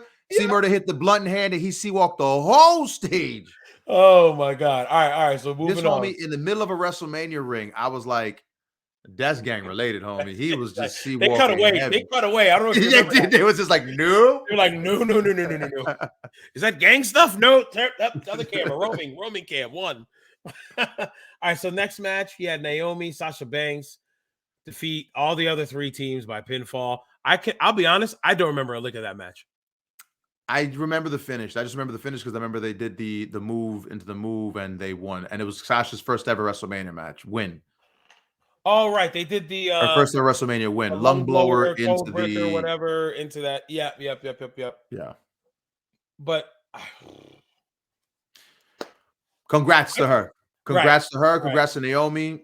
Shout out to them for winning the belts. Moving on. Edge defeated AJ Styles. Another workers match. The workers with the wrestling ending, with an ending I would not have expected for it to end in an angle. It ended in an angle, which there's something to be said about. Did it really need to end in an angle though? Couldn't have ended. But I get why, because you didn't want a definitive winner. You didn't want someone to get pinned. Right, so it makes sense why they didn't end in a definitive winner. And it wasn't a screwy count out finish. It was a DQ finish that progressed the story. So So yeah, they went the longest of any match that night. But they deserved it. They went 24 minutes. The only other match that went that long was Cody. He went 21. They put on. You ready? They put on a banger. So I feel like a banger. That's like the Pee Wee Herman word of the day, showing my age. I don't know if you remember that. Where the furniture would go crazy. Edge and AJ. I don't have to go in depth with this. They went in. I do want to talk about they worked their butts off. These dudes were serious. These dudes didn't let up. They worked the hold for a long time in the beginning. They never took their foot off the gas. It was serious from the gate. It was intense. It was pro wrestling. It was aggressive. It was two guys who were, brother, we'll say our apologies in the back. We're going in here. And they were putting AJ gigged on his way out. Yeah, he hit his face Yeah. on the Tron on the way out the door. On Yeah, the sign, right? Yeah, insane. At it was first, I was great. like, Honestly, it was a hard hitting, fast paced match. I liked it. I yep, thought yep, those two guys went above and beyond in terms of providing for us the sports based presentation that some guys really look for. right, right. So big shout out to both of them. They had Damian Priest come out. Shay played Meltzer. Shay Meltzer had the rumor of that Edge is starting a stable. He had told us that It before. makes sense. I mean, it does make sense that if he I was. mean, I feel like now I kind of get why they turned him that way. I thought it was literally, oh, you're turning him. So we talked about it. Oh, you're Yeah, he was turning turning him just for the sake of the AJ so, Styles match. so AJ needs a heel to work. And it was like, okay. But then when Shake told us, oh, he's about to start a stable, and then Damian Priest comes out, and it's like, okay. And remember that whole conversation we had about Damian Priest? I said, what's his gimmick? What's he doing? Is he Schizophrenic? right? Is What are we he? doing? Oh, he's an Yeah, archer thing. What are you? Now they have a yeah. chance to expand on his character. And we'll And take see him what new happens. directions. Give him something new again. We'll see what It's a happens. fresh coat of paint. It's a fresh coat of paint. Fresh painted coat. Fresh painted coat. Something to wrestle. Bruce Pritchard. Pritchard. Yeah. I was like, I've heard it before. Fresh painted coat. Fresh painted coat. No, yeah. I mean, we'll see what happens. We'll see what happens there. Sheamus and Ridge Holland with Butch defeated the New Day. They gave me Butch. Seeing Butch try to at the finish, him alive. Oh my god! When Butch tried to eat him alive, they pulled him back, and he was like, I feel like they went 2 minutes, but that was the selling point. Yeah, of that match. 2 minutes that made sense. It was 2 minutes that made sense. They got the Biggie tribute gear. They got the Biggie spots. They did their spot. Boom, boom, boom. 1, 2, 3. 1, 2, 3. Good. Bang. Get him out of there. You make the same amount of money, whether it was a 30-minute match or it was a 3-second segment. You make the same. They're going to pay you the same thing. So I did want to touch on that. I love the Big E gear. I'm trying to remember what Shay told me what was on the back of it. I'm trying to remember now, but I can't. So I'm not going to just sit here and try to play memory game. But they had like tribute words to them. I think one had like 5 count on the back, and then I think Kofi had the 5 count on his back, and Xavier had something else that had to do with Big E on the back of his. I can't remember. Okay, but I loved it how they came out looking like Big E. They had the jackets, the vet, all that. That was very nice. I bet, and I said it when we were watching. I said I bet Big E's geeking right now. He probably had no idea if they did it right. They didn't tell him. They just said, "Hey, make sure you turn on. We're coming on tonight. You tune in, right? We got something for you." I think that's one of the main reasons why they didn't get cut the second time. Because I feel like if they were the expendable match, their story had the least build up next to like Bobby Lashley and Omos, but that build up had enough because it's Lashley and Omos, guys they've been building. That was something they just started, and I feel like that's going to continue. It's one of those continuing storylines after Mania because, you know, they only had 2 minutes on there and their story was just getting started. But I think the big thing was getting, like you said, getting Big E's gear. You seeing Big E's gear, and then Butch. Getting Butch over. Because I feel like in the end, it ain't going to be Ridge Holland. It's going to be done. It's going to be Butch. That's going to be the over guy out of that stable besides Sheamus. I think it's going to be Butch. Once they start letting him work and he starts acting like that rabid pit bull that he's acting like right now, I think they do things like maybe get him disqualified because he doesn't care about the rules. And he went too far. He took it too far, and he was just going attitude. Stuff like that will help him get over even more. Like, man, this dude is crazy. Like, we're not going to see the bruiserweight gimmick that he's doing anymore. It doesn't need to. It doesn't need to do any of that with the mouthpiece on. Let him be Butch. And I can't wait to see. I can't wait to see what they do with that. Okay, then we get to probably the craziest segment of the entire show. Both nights. We had Pat McAfee. Oh, yeah. Beat Austin Theory. Yeah. Okay. They had a good match. They had a really good match. For what it was? Actually, it was just traditional wrestling. Austin Theory is amazing. He's a good enough heel. Good look. He's a good looking boy. Great looking boy. Good look. Girls want to be with him. Guys want to be him. You know, he's got that look. I like the story where he was pretty much like acting like Vince's son. He'd do something, slap him around, trip him up, go run to his daddy. and then he'd stand behind Vince. I like that. I like the story. They told. No, when that package where Pat kicks open the door and Vince comes out immediately with that. Yeah. I was like, whoa, Yeah, that's a Vince I haven't seen in a minute. Right, Angry, pissed off Vince. The first time he did it, he stopped. He was like, "Oh man, it's Vince McMahon's office," and he turned around. He went back to his table. So then they did it again on SmackDown. Or they did it again. I didn't know they that. did it because it was on Wow. Raw, and he chased them on Raw.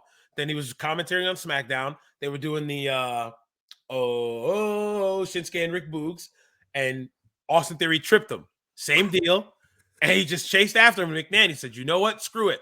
Boom, kicked the door out. McMahon. Like, that was fire. I was like, "Oh, okay, all right." I think like anything McMahon's involved in, it's gonna be good no matter what. There's barely any times where it's I mean, some of those skits were hard to watch. Like remember the ones with the egg? The egg. Remember the $1 million egg? Oh, no. See, you're talking way back. That's what I'm saying. Like some of those Vince skits, yeah. I feel like his voice has gotten better because back then, remember, his voice was weird. His voice was like very high pitched.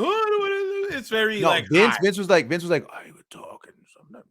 Oh, okay. I know what you mean. Yeah. I Like, and it was just like, what the hell is he talking? Remember, he was like, okay. He was like, So I thought you were talking. When you said egg, I'm thinking.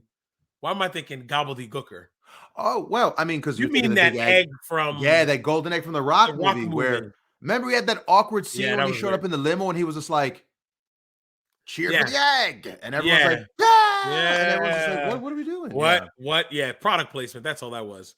We But need to get this. I chick feel off like, of but the his Rock movie. voice in that whole thing, like whenever Yeah. he talked, he always had that like Yeah. that old man, like Yeah. he's got phlegm right here, and it's always wet and gross. I'm like, He's always got to clear his throat. yeah, like you're just like, dude, like just take a moment and clear that, please. It's so Right. disgusting. Yeah. Right.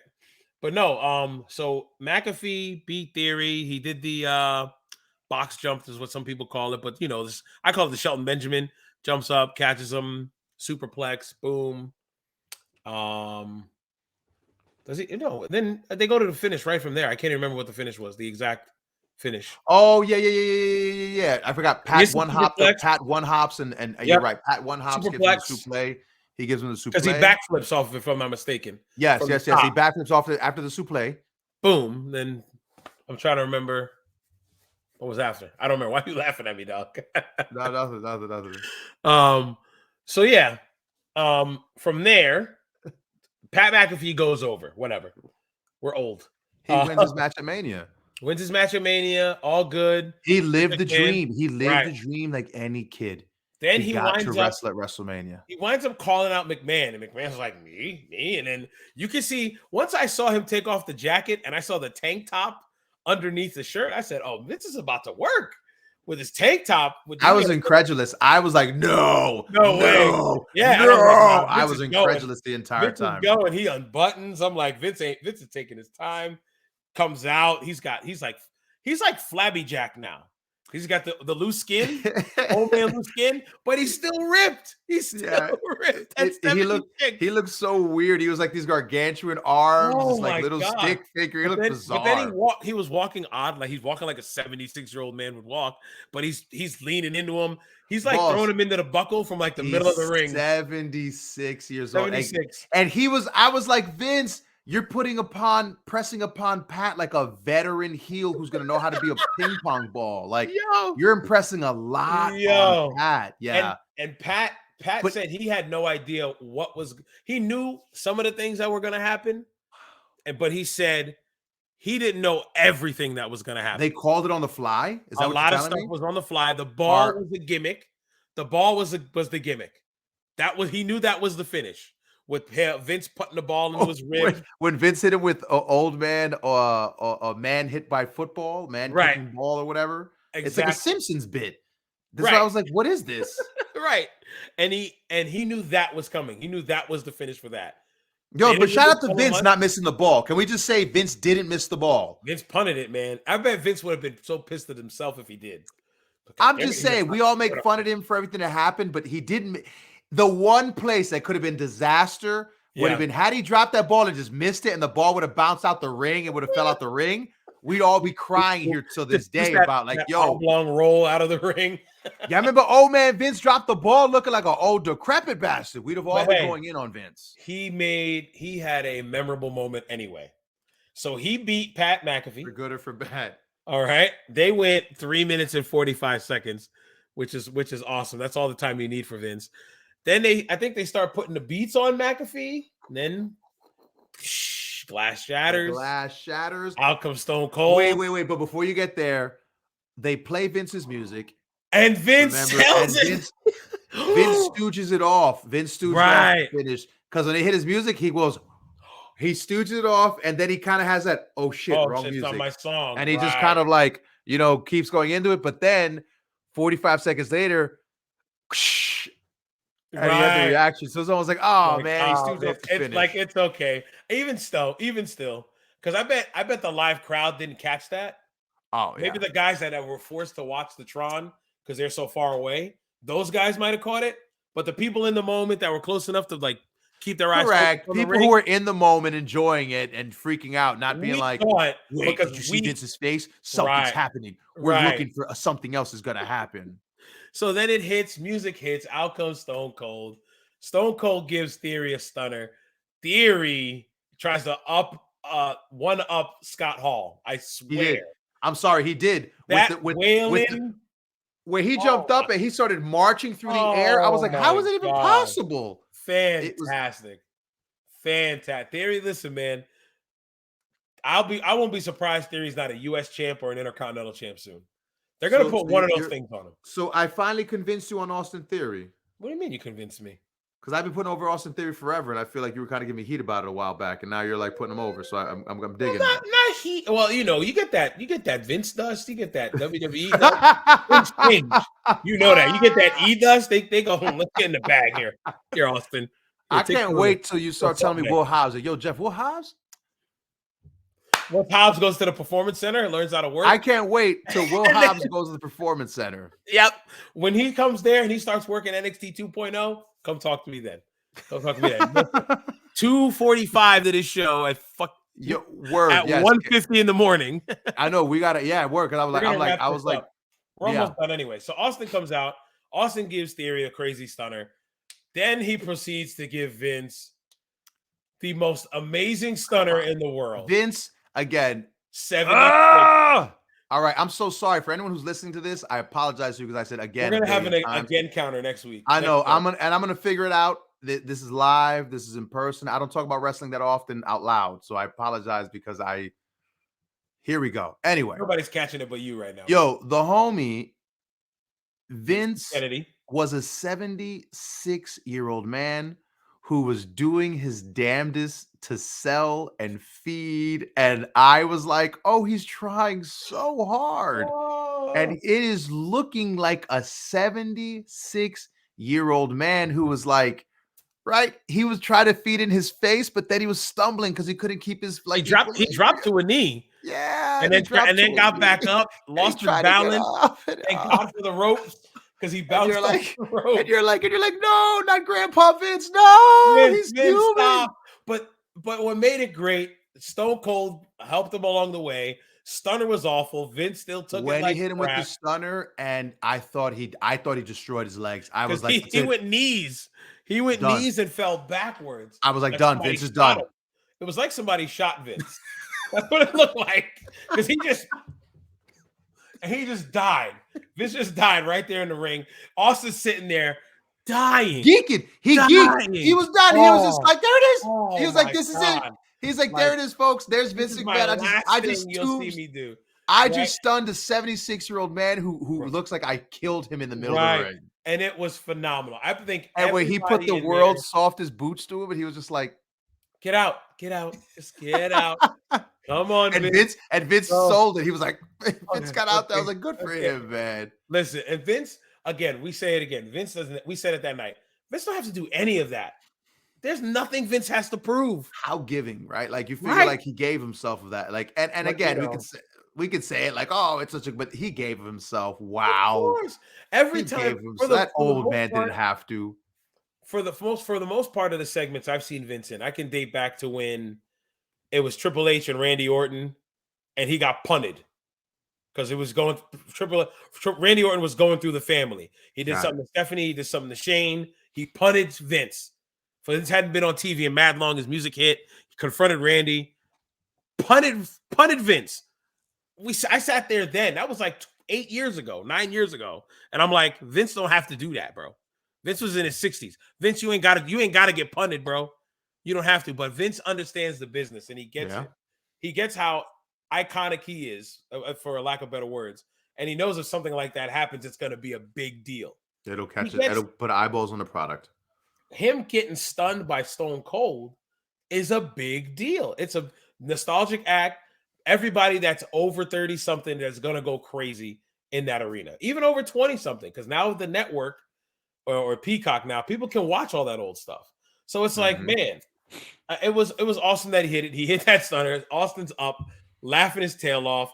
McAfee comes back. McAfee takes a great stunner, takes it, spits the beer out like a waterfall as he timbers back. He's definitely was like, I had been thinking, what's going to be my moment? Like, I was like, this guy envisioned it, and he hit it to a T. This is my cell. So then he's on the outside drinking a beer. Oh, when the memes that have come out of him laying there pouring a beer in the side of his head, just his beer pouring in his face. The memes have been priceless. Yeah. Fantastic. So who daddy I'm priceless? Little daddy I'm priceless. So listen, what's I gonna say now? You threw me off. That entire segment, if you were not smiling from after McAfee went over on Theory, and then you saw Vince in the ring, if you were like this the entire 8 minutes extra that was after that, then I don't know. You're just a diehard Fed baddie. Correct. Yes. That's all I can think. You were upset because it went too long to listen to that. I'm just like, because I read a lot of reports that said it went too long, that it was too long, that Vince, but how could it be too long? You're never gonna see it again. Right. It's only too long if, all right, well, next week they're gonna do it again. Right. Now it's too long. Right. Now, but we're never going to see it. We're not going to see Vince do this insanity again. Right. We're not going to see Vince eat a stunner. No. Off of Stone Cold in Texas at WrestleMania. Right. Absolutely not. So that's what made that great. All right. So on to the main event, as we got about a few minutes before the pencil starts. And this won't be that long, because the main event, the main event was what it was. It was what it was. Roman Reigns. What it was. I don't know. Do you believe the stories that there was an injury or something happened, that it was cut short, or do you think they intentionally decided to finish 10 minutes early? So Roman Reigns defeated Brock Lesnar in 12 minutes. It was a Brock Lesnar match. Big move against big move against big move against big move. A little bit of working outside, barricade destroyed, back in. 5 moves of doom. 5 moves of doom. Whatever. That's pure sarcasm, by the way. That is, because I could not imagine how Brock Lesnar's 5 moves of doom, but yes. Whatever. So then he puts him in the Kimura. Correct? And from there, Paul is selling my tribal chief. And Roman goes, it's out. And from there, and how they went straight to the finish from there, people have been speculating all week. Yeah. That there's something wrong with Roman's arm. There's pictures of people. You send it to me. People circling his tricep, and they're saying it's his shoulder. And I'm like, shoulder, tricep. It's a big welt on his arm. My guess is he got it when he speared him through the barricade. Mm-hmm. That's my guess. He hit something there. It's wrestling. You come home from a wrestling show, any matches. You got a hematoma or something on your arm. Something. I've got hematomas on my legs from hitting the apron. I didn't say my leg was broken, right?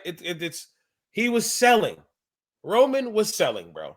That's how I look at it in a nutshell. Roman was selling, locked in the Kimura for Lord knows how long. Too long. That's the issue. He was locked into a shoot hold for too long on a guy who can pop your elbow snap your arm in pieces. Okay, so I think Roman sold it by saying it's out. It's out. If it was out legit, Roman would not have been able to do this at the end of the night and then put them both high and put it like. But was the idea though that he slipped it back in? Is the idea that he put it out and then he put it back in, or no? Okay, because that was the only thing. Nothing was at the shoulder. Nothing was at the shoulder. Listen, I don't know if I've separated my shoulder. Okay, this shoulder. I couldn't do this when I needed to wash my armpits. I could only come to here. when I Wow. separated my shoulder. Okay. Wow. I couldn't go any further than here. If Roman really separated his shoulder, Buddy would have not been able to lift that arm up. Legit. Okay. So that's why I'm like, because I've been through that injury. So that's why I'm like, there's no way he separated his shoulder.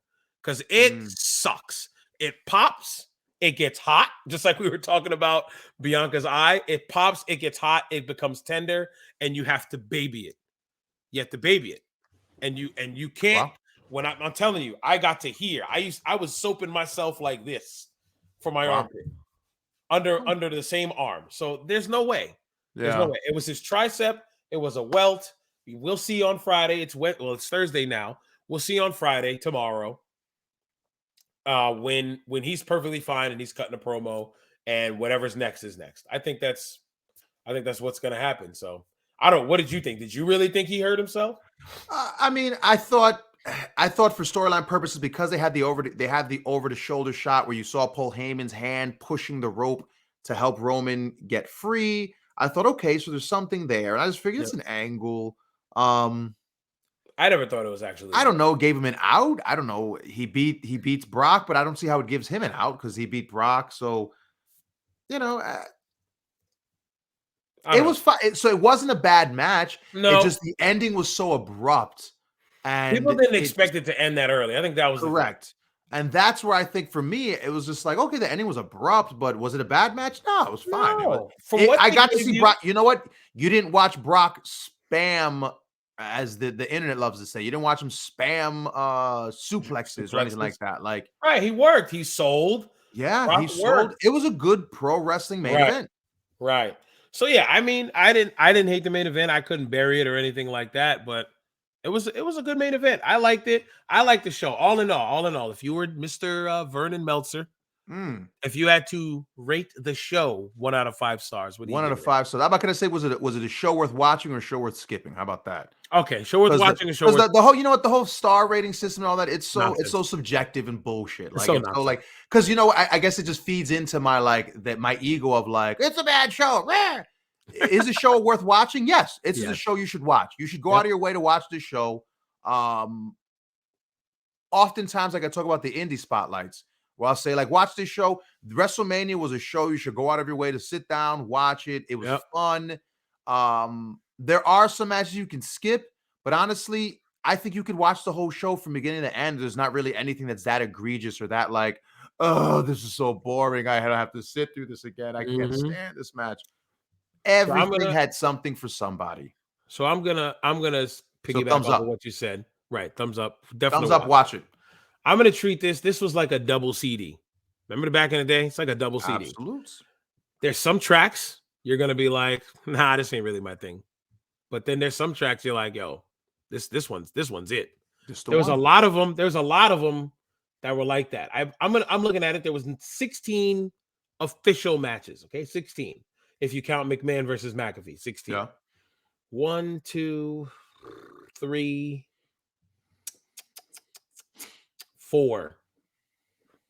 I'm not even okay. Let's do 15 because of Butch. 11 out of the 15 matches. 11 out of the 16 matches, or 12 out of 16 matches, I would watch over again. Wow. I would listen to it again. So I think if 12 out of 16 matches in is that your barometer, right? It's a good show. That's a good show. That's a good show. All right, before we take it home, because the pencil's waving, we got about 2 minutes. Pencil's waving. Let us know it's time to go home. We're after WrestleMania. Just want to talk about it real quick. Veer came. Finally came. He's been coming for weeks and months. He finally came. He put Dominic in this wild camel clutch that I'm kind of interested to know how they're gonna call it or tweak it or anything like that. You know who else came? Ezekiel. He's not Elias. He's his little brother. I couldn't even hate this if I wanted to. So I'm going to give you the facial reaction I had for when I saw this on my screen. This was my face. That's how I looked. I was sitting there like, huh? Yeah, I was like, at first when he comes out, I'm like, who is this generic? I immediately was like, it's worker? Elias. I didn't know who it was. Nope. Yeah. Truth be told, I was Yeah. like, I was confused. I'm like, who is this? Right. I don't know who the hell it was. I immediately was like, bro, that's Elias, without a doubt. So they didn't work you, right? Because they never worked you. I get it. Well, you never get worked. Yeah, well, you don't get worked. No. I get it. I get it. You don't get worked. Yeah, I didn't say it. that. I sat there like, what are they doing? That's the first thing I said. I'm like, what are they doing? Came out with Kevin Owens, and he's just like, no, I swear to you, I'm not Elias. I'm his little brother Ezekiel. And I'm like, I mean, I like that because normally you leave, you get repackaged, and nobody talks about it. This is almost like the, hey, Kofi, where'd your accent go kind of deal. It's very reminiscent of that because Kevin Owens like, you're Elias. I know those eyes anywhere. You're Elias. And he's like, no, I'm not Elias. So I don't know what they're going to do with it from there, but if it worked for Mr. America, friend, it can work for you. Right. We'll see. We'll see what happens. So I can't wait till you tell me, you come back in a couple weeks and you go, Ezekiel is my favorite wrestler. Favorite worker. Love this character. All right, man. It's time to go home. You got anything to say to the people? 30 seconds. All I'm going to say is this. Indie Spotlight. You got anything? There's so much. No, there was so much. Yeah. You know, I'll come back with y'all next time. Yeah. Yeah, Indie Spotlight. We'll come back. We'll talk to y'all. We'll give y'all something new beyond that, man. Thank y'all so much. Appreciate y'all listening. Shout out to you guys, man. Long one tonight, 3 hours. Fist bump it. See us the pay window. Can we do a fist bump? Come on, man. Don't leave me hanging. Oh, gotta go the other way. Wow, there you go. Yeah, that's it for Vernon Somoza. Frank Champion. I am the Frank Champion. This has been the Pay Window Podcast on the Sandbox Podcast Network. That's a lot to say. I gotta get used to that. We'll catch you on the next one. See you at the Pay Window. Sandbox Podcast Network, y'all. See you at the Pay Window. Say peace out, Vern. Peace out, Vern.